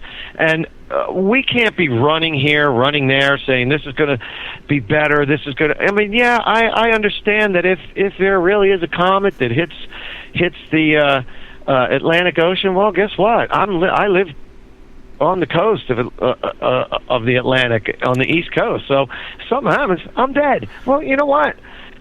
That's just the way it is. Oh, I'm on the East Coast too, and I'm not running. If I ran to the hills when people told me to, back when I first started this show in 2007, 2008 is when Late Night in the Midlands started. I would have been done then. I would have ran to the hills, and I'd still be sitting there saying, "All right, where the hell is this thing?" Exactly. So, if we do have a connection to to God or whatever, and there is really a purpose for us to survive, then we'll be in the right place at the right time. And so we can't worry about it. We just have to do what we want to do and keep moving along. I'm not afraid of dying. In fact, I think it would be historical to die with, millions and millions of people at one time. But I have to mention that what I found about the Sixth Seal is that even though these things happen, it doesn't appear that creates the biggest destruction. What comes afterwards is a war, and I really think that they're trying to thwart this thing with the Large Hadron Collider, and they're trying to change reality by changing the future. And as bizarre as that sounds, that's where we are in our discovery as far as scientific on a collective scale. Sure, they're not going to tell us that, because when everything does hit the fan, when the SHTF, when it hits, we're all going to say, okay, this is over. But the power comes to those who can effectively provide the technologies that will ensure that the surviving populace is satisfied and not freaking out. Well, yeah, because they're going to pick the surviving populace. They've already got it planned out. There's already cities underground. I mean, I've seen pictures of farmland that they have underground with artificial sunlight, and I know people say, well, some of these things could be photoshopped. The truth is, we've seen it. We've seen the trucks have taken pictures going in. So we know that they're ready for something, and they've got their seed banks, which is, in my opinion, there's your little Noah's Ark. well, but what do you expect them to do if they knew that something was coming and that had the potential to destroy so many people? What good would be getting everyone in a panic? Well, I think that point that, because it seems like they're going to bring in their martial law at some point through all this anyways. So I would think that, I think personally we all have a right to know, and I guess you just have to be prepared for the worst. And right, but, you talk about martial law, I don't want to sound like, I am far from believing that the system is right, but I understand it for what it is. And I'll tell you right now, I know one thing: if something happens, I'm not going to be going out. I have no guns. I will not buy guns. To me, I'm not going to try to kill somebody so I can have food. My attitude is, the true human spirit is going to survive. Well, you're going to have your 1 in 10 who are renegades, but you're going to have the other 9 saying, hey, you know what? We got to figure out a way to work together here so we can survive. And that's what's going to happen. And I think the fear has got everybody thinking it's going to be. But the martial law, if we have troops and everything that are there to prevent those 10% from hurting other people, well, guess what? Thank you. So I don't like to look at it from a negative point of view. They're only going to be there until they run, Matthew. At some point, it's going to get even too scary for them. Well, you're right about that. I mean, you can see the human nature and panic and fear has a lot to do with it. But what I'm trying to say is, you know what? I'm either going to die in the cataclysm, or if I'm alive, I'm not worried about dying afterwards, because, my attitude is, hey, here I am. What I got, you want it? Here, take it. You want to take my life? Take my life. I'll broadcast. What are we trying to save? I'll broadcast live from Yellowstone. It'll be just like that movie. Oh, and speaking of movies, if anybody hasn't seen that San Andreas yet, my personal opinion, it sucks. But that's all I'm going to say about it. Just sucks. But hey, they're trying to warn us of stuff, I think, with some of these movies, though. What do you think? They've been doing it for a long time. I mean, I get little bits and pieces out of movies for many years. And, I have to say that this September 23rd, for some reason, has been a big thing. I went and saw Tomorrowland by myself the other night. Only because I look for these clues. And the funniest thing about this is that in the end, it's all about changing the future because of something that's coming. And in it begins again with September 23rd, actually 63-9-23-00 on this countdown clock that starts. And the funny thing is, it's been nothing but September 23rd. I can't help but think that this is a subtle way of trying to tell us September 23rd is going to be a pivotal time, but that there is an effort going on to try and to prevent this. Now, whether I'm right or wrong doesn't matter. The point is, why September 23rd? I don't know, but that date has been in a lot of movies, and I saw that on. In fact, what was the last one where they showed?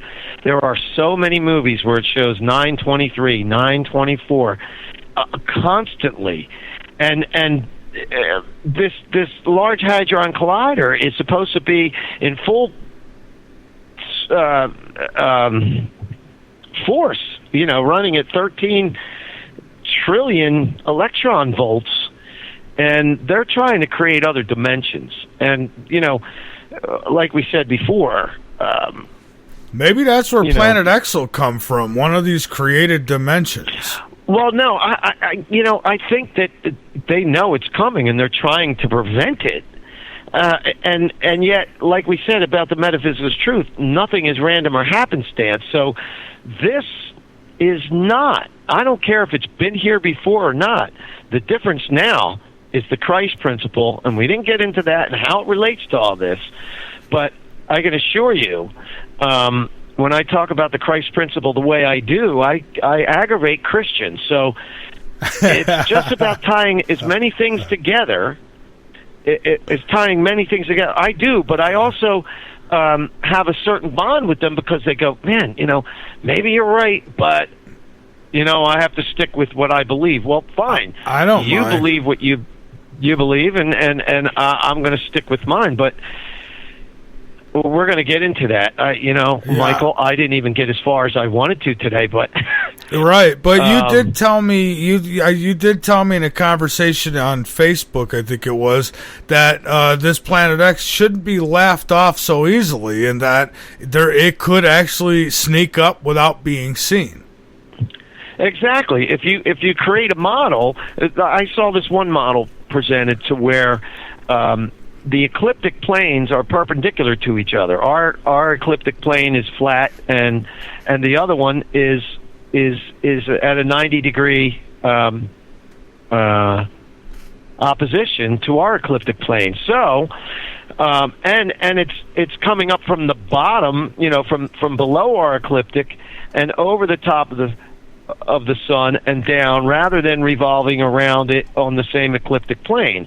And if it does, then you're not going to see anything except for that which is in your field of view. Remember, we're sitting on a fixed point, and if we look from our fixed point, we can only see so much on Earth, below us, and only so much above. And this is why, they've got the Antarctic satellites and whatnot in place to try and. But NASA could see, right?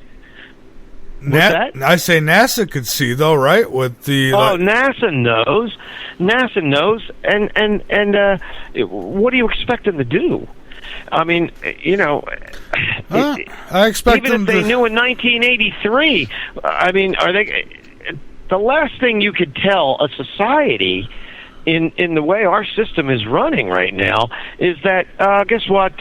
In 30 years, we're going to be destroyed. Well, a lot of people may say, oh, well, that's 30 years from now. No.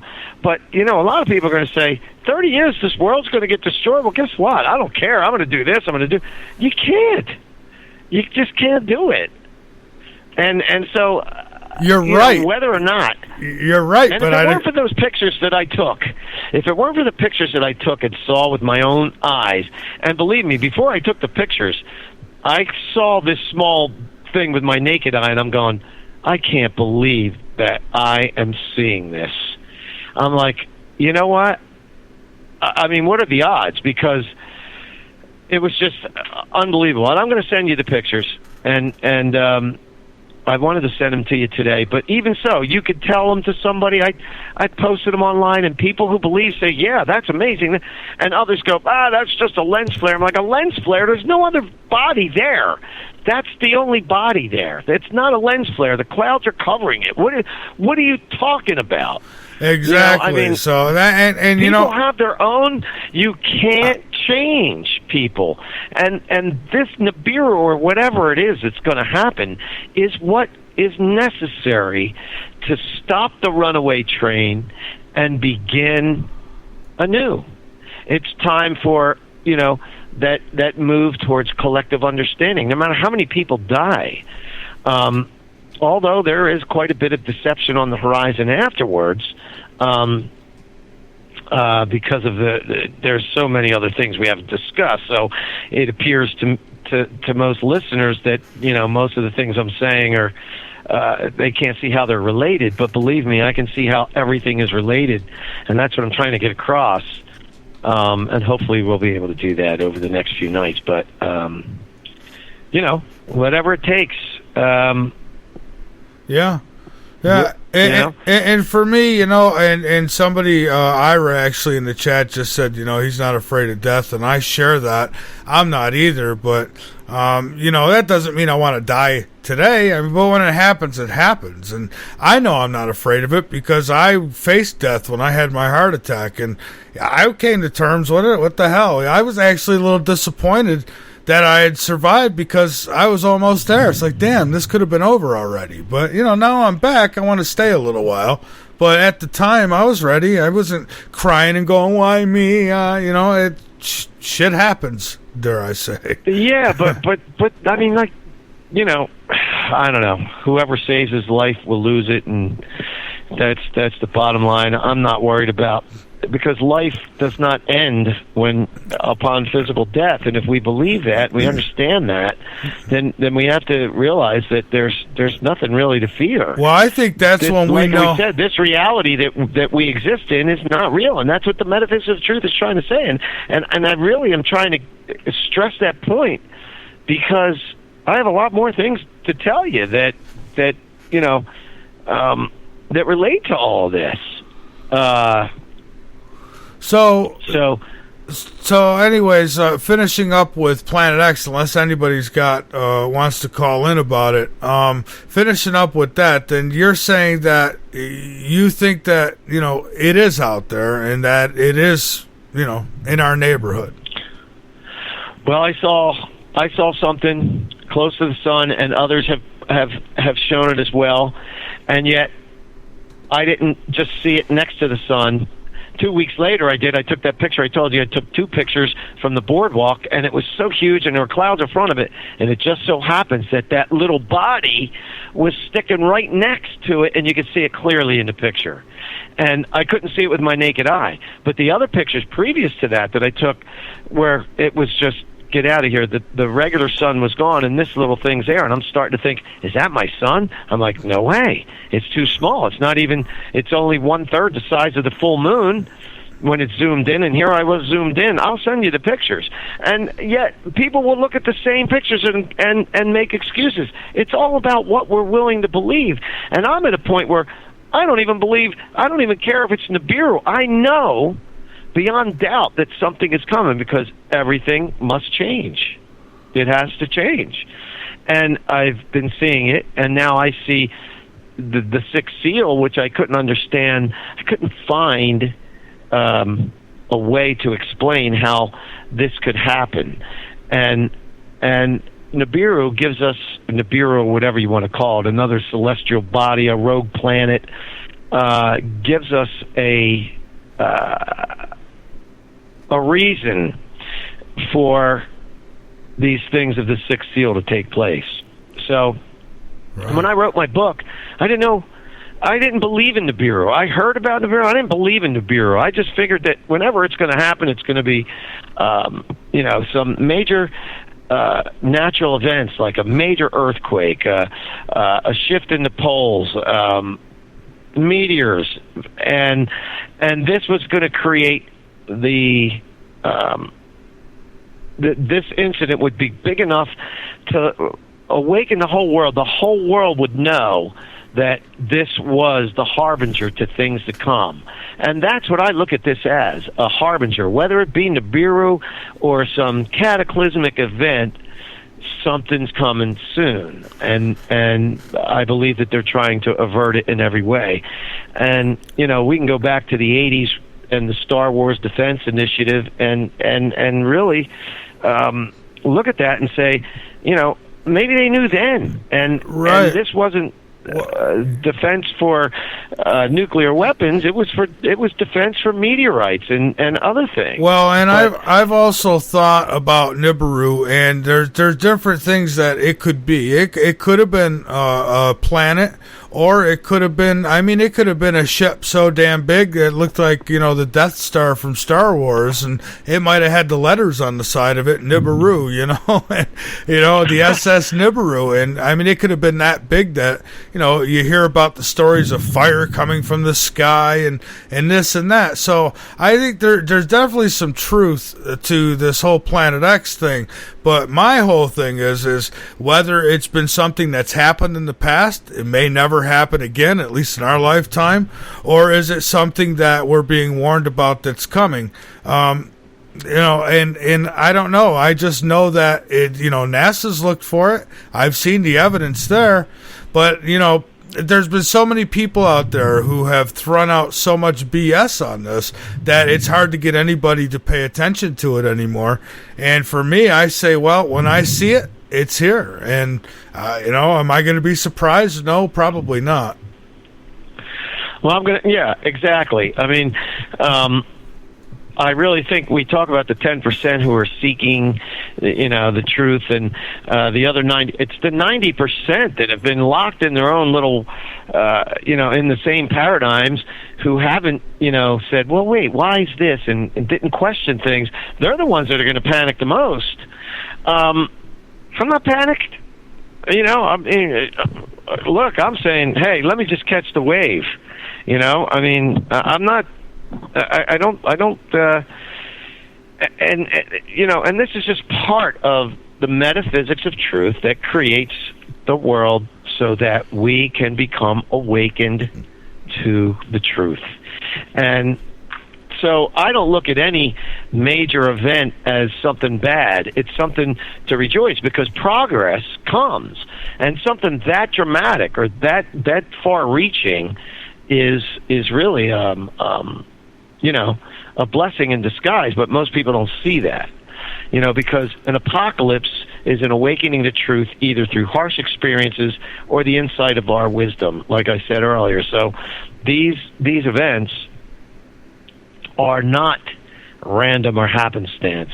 They are like I said, the four horsemen of the apocalypse, the delicate balance between truth and the erroneous choices caused by erroneous assumptions is a delicate balance, and it's about to become askew. So it's not random or happenstance. So we could prevent it, but we're not going to be able to prevent it until it's over, and then we're going to realize things about ourselves that we haven't realized before. So, that's how I look at it, and I think that when we talk about, some other things a little bit later on, and tomorrow, Wednesday, we'll get a better idea of Yeah, and some how it all ties in. And some people are trying to say, whatever's coming won't be until September of 2016, and they could be right, but I think I don't see us getting that much further. With the system the way it is right now. For me, I've been saying October. Look for an October type surprise, but I just think it's around the corner, whatever it is. Well, I have to tell you something that I kind of believe that things are coming within the next year, but in all honesty, when this all hit me when I was 22 years old, the most important understanding that I got was that the world was on the brink of imminent disaster. I was 22. It was 1977, and you know what? I thought it was going to be 1984. I thought it was going to be 1988. You know what? I learned that it doesn't matter when it's coming. It's coming. And I'm not going to try to put a time to it. So I would live each day, but I didn't live worrying about my future. I just lived worrying about, short term, the next 2 or 3 years. And I had a good life because of it. I moved here, moved there, and did a lot of different things. And there's just a couple things that are still unfinished that I would love to be able to rectify, and hopefully I'll be able to. I just want to keep doing what I'm doing. I want to keep helping by informing the public in any way I can about the lies that are being kept, and so many different perspectives and ideas and theories that we bring to this show with the different guests. And I feel like it's all a piece to the big puzzle, and we're all bringing a piece. And if we all bring that piece, we could finally get this puzzle put together. And I say this, when we do leave this flesh body of ours, this meat suit, I think that if we didn't get all the answers while we breathe the air, we will get those answers when we cross over to wherever it is we go, when we leave this body.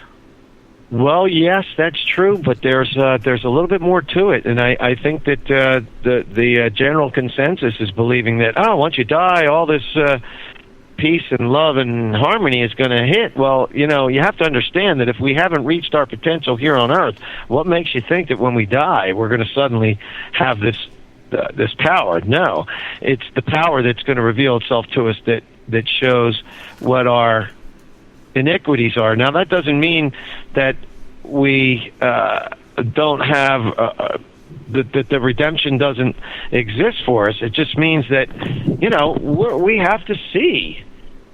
We can't move forward until we see. So it's the seeing and the suffering that helps us move forward. And I get very upset with people who think that there is a reincarnation and we come back and do it again. No. There's no need for that, and this is the Christ principle is something that we've got to discuss. And but I get ahead of myself because, like I said, there's so many things that have to connect. And in order to present it in such a way, I'd like to do that. But we just got off on the sixth seal, and the sixth seal is something that I've believed was going to open. Even back when I was in my early 30s, and so. Well, for me, I'm more worried about what human beings will do to human beings on this planet, I guess, than I am of anything that comes from the heavens. And that's not to say that, I don't think anything's going to come. Just that, I could see, we've got such criminals at the helm right now. They wouldn't be shy to send nukes at each other just to keep us distracted from what is going on above. To keep us from panicking or whatever it might be. So I kind of see the wars coming first, but then I'm no prophet or anything, so I could definitely be wrong. I hope I am. But, I think the war comes after these natural cataclysms and whatever. But, who knows? Yeah. It's just about trying to figure out, what's the most important reason for our existence. Yeah. And that is to discover that essence that's within us. And all of this is that collective consciousness trying to find the truth. And so these things happen. And it's not a bad thing. It's just the way it is. I'm not worried about what men will be doing to men and whatnot, because we've been doing it to each other for centuries on end. That's not going to stop until we reach this understanding. And no matter what it takes, the truth is going to reveal itself to us. So, yeah. Well, it is going to reveal itself at some point. And, for me, I've always tried to go with what I can prove or what I feel in my heart, because I trust myself. And people often say, well, who do you trust? And the only one I could totally trust in this lifetime completely is myself, right? So, we got to start listening to ourselves and dare I say, believing ourselves. But then again, there are some people who are pretty out there with their ideas, and everything is ET, or everything is Planet X, and they they love a good story. I get stuff sent to me every day. I got people who will pound me with Planet X, and they get mad if I won't accept it all. And it's, for me, it's I'm not here to debunk it, but I look for evidence, and anytime I see something that I think might be on the side of evidence, I share it with everybody. But that's all. It's such a small part of the whole picture, and that's what I'm trying to get across here, and it's just a small part. And when we understand, a little bit more about our history and what went on, and look at history from a different perspective, and understand, or at least take a new perspective on this of our history, then we can understand the Christ principle a little differently, and then we can understand why, like I explained to you, why these things happen. They're not happening randomly. They're happening because it's time to change. And, you can even go to the Vedic texts of ancient times, the Mahayugas, and the Hindu religion dates back to 5000 BC. And, they talk about, the Satya Yuga is like 1.7 million years, human years. The Treta Yuga, the Dvarpa Yuga, the Vapara Yuga, and the Kali Yuga. I can't pronounce them the way they should, although I think I do okay. And so there's a cycle, and it's a cycle of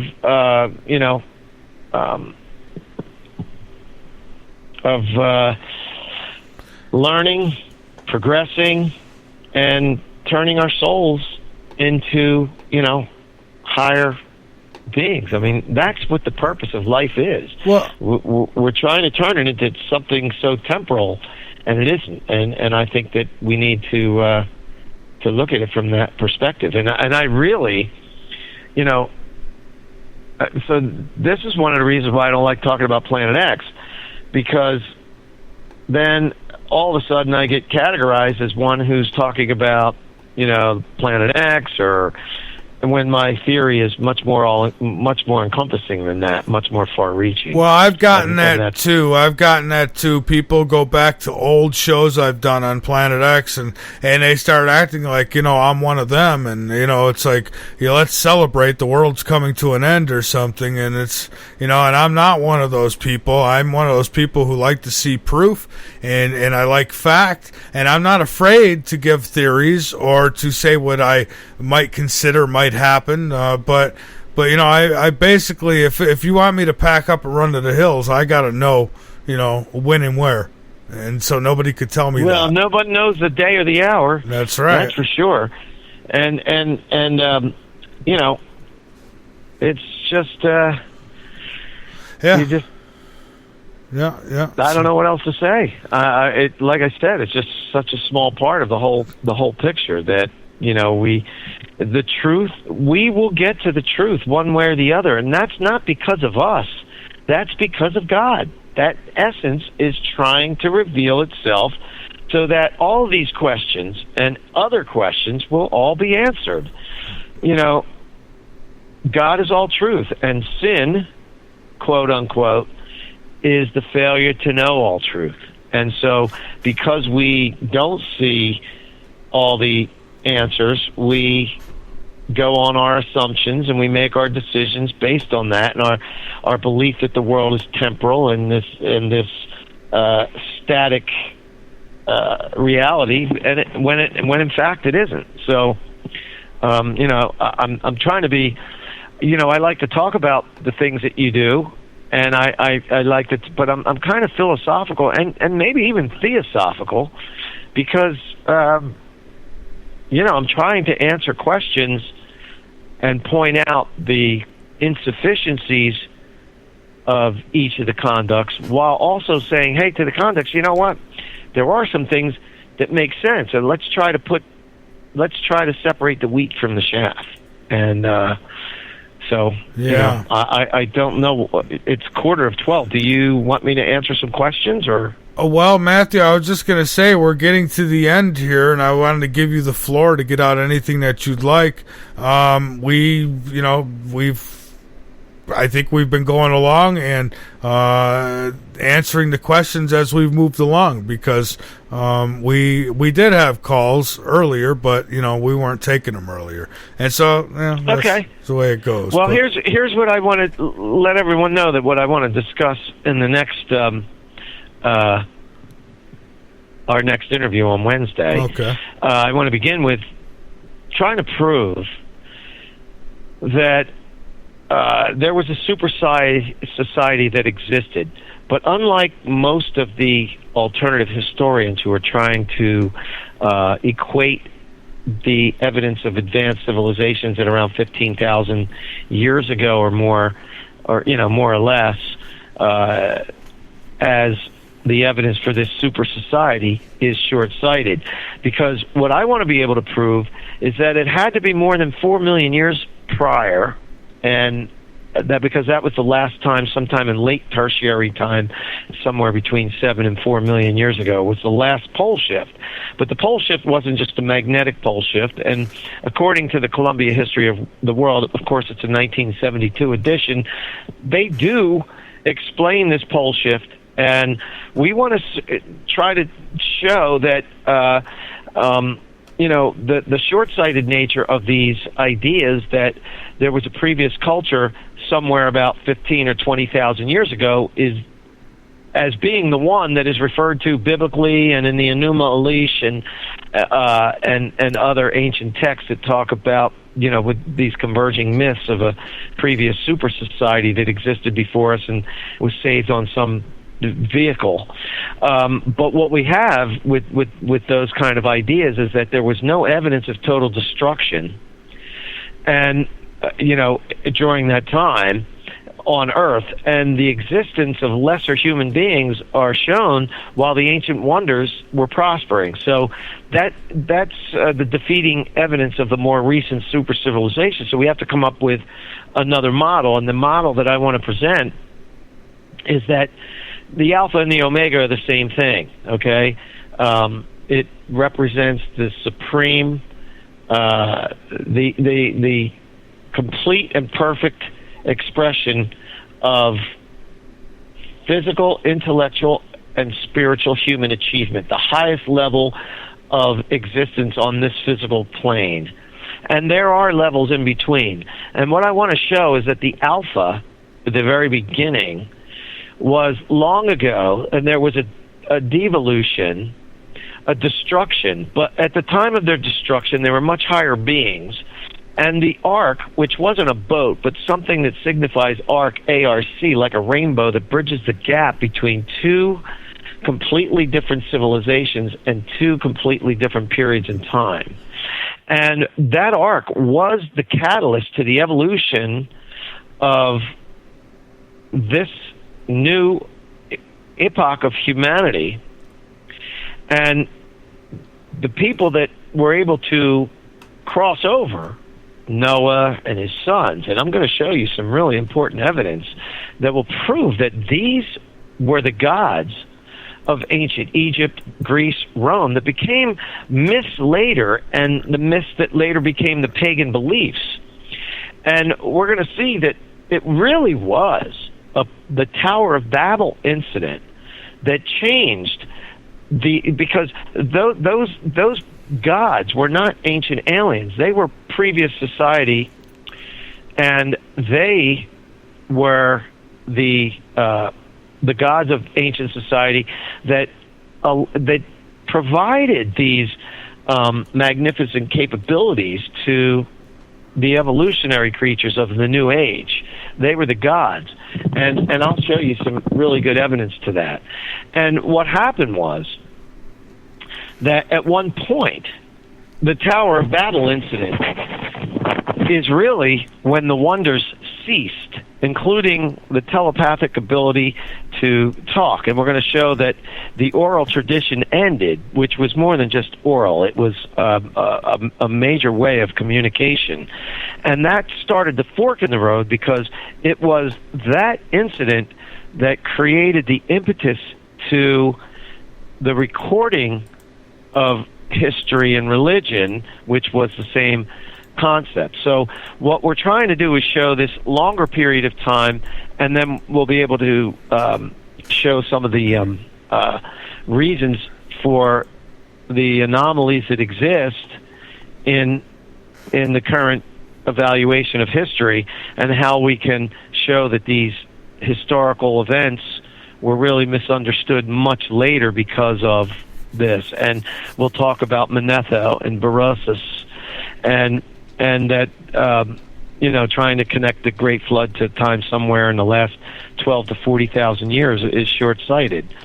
And then I want to talk about the Great Pyramid, because in my theory, we talk about the Alpha and the Omega, and the Alpha and the Omega is the first axiom to the theory. And it's not hard to accept, once we understand the metaphysics of truth, that we will reach this level of human understanding that a lot of people are already talking about, the golden age, where we're going to be able to talk telepathically and we're going to have these higher powers. Well, if we can see that in our future, what we need to understand is that it existed in the past, and we have to show what that link was. And when we talk about the Great Pyramid, to me it's the most spectacular and sophisticated and the most mysterious building on the planet.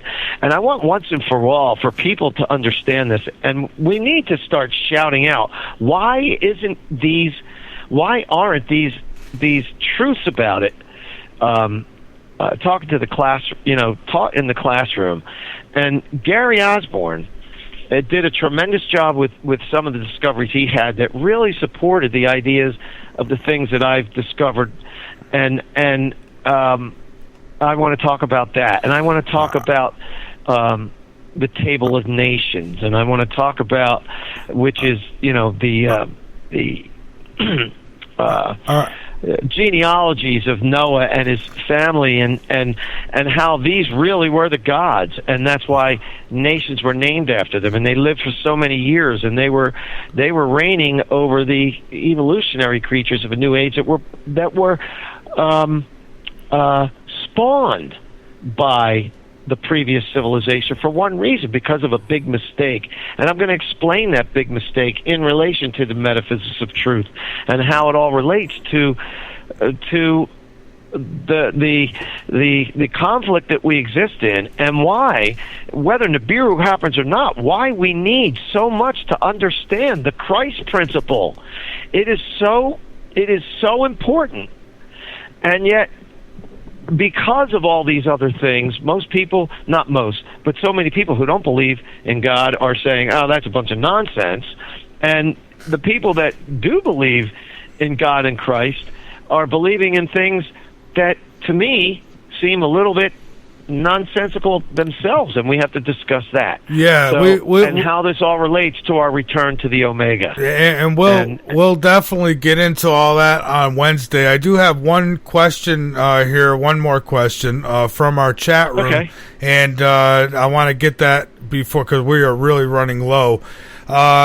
Somebody asked if Planet X exists and orbitable mechanics reveal it.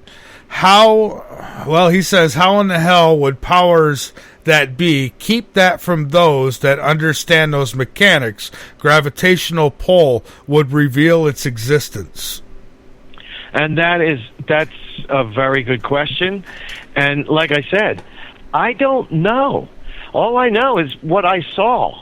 All I know is what, like I said, it doesn't matter to me whether it's Nibiru or if it's just a meteor storm or a comet. All I can tell you is look at my pictures, and if you want me to post them on your Late Night in the Midlands site, I will do that so these folks can come and look, and I'll say what it is, and they can determine for themselves. I don't know that it was Nibiru. I just know that it's something that never existed or I've never seen before. And will it have an effect on us? I don't know. I know what everyone's telling us that it's going to do, but it doesn't mean that it will. And these orbital mechanics that the questioner is referring to, I don't know what those orbital mechanics are. And by the same token, if amateur astronomers, those that are really good at understanding what's going on, can look and take a snapshot and say, hey, this is what's going on, and there can be no, I don't know. I am not going to sit here and say that Nibiru is what is going to cause this sixth seal. But I can tell you that that sixth seal is going to open very soon. And the fact that whether that be just because of nuclear war because of, economic collapse in the U.S. and, an attempted takeover, and we end up in a huge war. I don't know. But I could tell you that in line with the story of the human journey, what it all means and why, and what the final battle is going to be, the conflict, when the smoke all clears, there's going to be a conflict afterwards, and that is the only way we can understand the progression. And I can't wait to discuss all of that with you on Wednesday night. So, all right. Well, especially the Great Pyramid, because that's the second axiom to my theory, and I really need to stress that, and I hope that others may be listening to help me along with this. So, I don't want to get tied up in the Nibiru discussion, because I know that something's coming, and the pictures that I'll post on your site, you can take them for what they're worth and what I say about them. And I don't know. I am not I don't profess to be an astronomer of any type, nor do I know the formulas nor would I know how to determine whether or not the orbital mechanics were off. So, and I'm not sure that many amateur astronomers can do that as well. So, those questions are great, but they stem from, skepticism and not, let's take a big picture and say what's coming. All right. Well, Matthew, we are dead out of time here. I want to thank you so much for joining me tonight, and I look forward to Wednesday with you. And we do have you linked up over on LateNightInTheMidlands.com. So if people want to get over to you, they could do it that way, or you could give them the website now in case they're not over there. My website is MatthewPetti.com, and that's 2 T's in Matthew and Petti, Petti. .com. And I just as a prelude, if you can, you could go to my site and MatthewPetti.com and look at Alpha to Omega excerpts and read the history of history. It's only about a 10-minute read, and that'll prepare you for what's coming up on Wednesday night. All right. And hopefully we'll have a big turnout. I don't know what the turnout was tonight, but all right. I hope it was a good one. Well, great, Matthew. And please get me those pictures, and I'll get them up on the website so everybody could see them, or at least link to them. Send them to me. Can I post them right to your Late Night in the Midlands group page, or? Yeah. As a matter of fact, you can. You can put it right on the group page, and I can go look at them there and share them with people from there. All right. I will do that. Yep. Okay. Well, thank you again, Matthew. I appreciate you being here, folks. That's Matthew Petti, and I don't normally do 2 parts or 3 parts or any of that stuff with my shows, but we are doing that this week. I made an exception because there's so much to talk about. So we are going to have Matthew back on Wednesday to discuss this further. And my whole view, as I said, when it comes to the biblical sense of the Bible and what's described there, and I've read it several times, I've listened to audio several times, so I'm not blind to it. I wanted to make sure I could understand it the best I can, and I'll tell you, it's all about control. It is. It's a playbook, and things, man cannot be trusted. I don't care what anyone says. The man cannot be trusted. Yeah, and our reality has been altered for a very, very, very long time, and it's still being altered. You're still being controlled with things like religious beliefs and all. I mean, like I said, half the people are waiting for Jesus to come back. Half the people are waiting for E.T. to come and save them. And neither one of those groups are getting off their butts and doing anything to make a difference. So, you got to learn on your own. Because if you're into all the dogma that is put upon people, you're going to believe it no matter what I say. And I'm just going to look like he's a God basher or he's a Bible basher. And I'm not. I'm just for the truth. And while sure there's some truth in the Bible, of course there is. But, what you're being led to believe, is perceived in a way that is just mind controlling. And I don't know how else to say it. You've got to learn your own way. But bottom line, you're going to open up one book and you're going to read that book and say, well, these are all the answers I need. Well, then you're going to be stuck there. You're never going to advance. I don't see a God who wants to hurt and kill and mangle and punish and test. I mean, that's all human stuff, in my opinion. Now, I could be wrong, but, for me, that makes the most sense. And if it don't for you, hey, I'm not telling you what to do. I'm just telling you what I'm not going to do. I'm Michael Vera. This has been a broadcast of Late Night in the Midlands on the LNM Radio Network. I'm going to get those pictures, and I'm going to take a look at them, and I'll get them up. He's going to post them in the LNM Radio Network group over on Facebook, so if you want to see them first, that's where you see them. I'll be honest with you. This is what I'm expecting. Nothing against Matthew or anybody, but a lot of times when these pictures are sent to me, I expect it to be some kind of lens flare or Venus or something like that. That's what I expect. That don't mean that's what it's going to be, but that's what I always expect with this stuff. I'm not one of those people who paint a picture before I see it, but, so we'll see. And I'll share them with you and get your opinions. That's all I've ever wanted is real proof. And not, well, look, NASA's done this and the government's doing that. Well, yeah, all that's true, but it's not proof of why they're doing it. So, if you want me to run with something, I've got to know for sure that that's the truth. Because with all the disinformation going on in this world today, the last thing I want to do is contribute to that. So I want to be sure that the information I give out, the information I support, is truthful.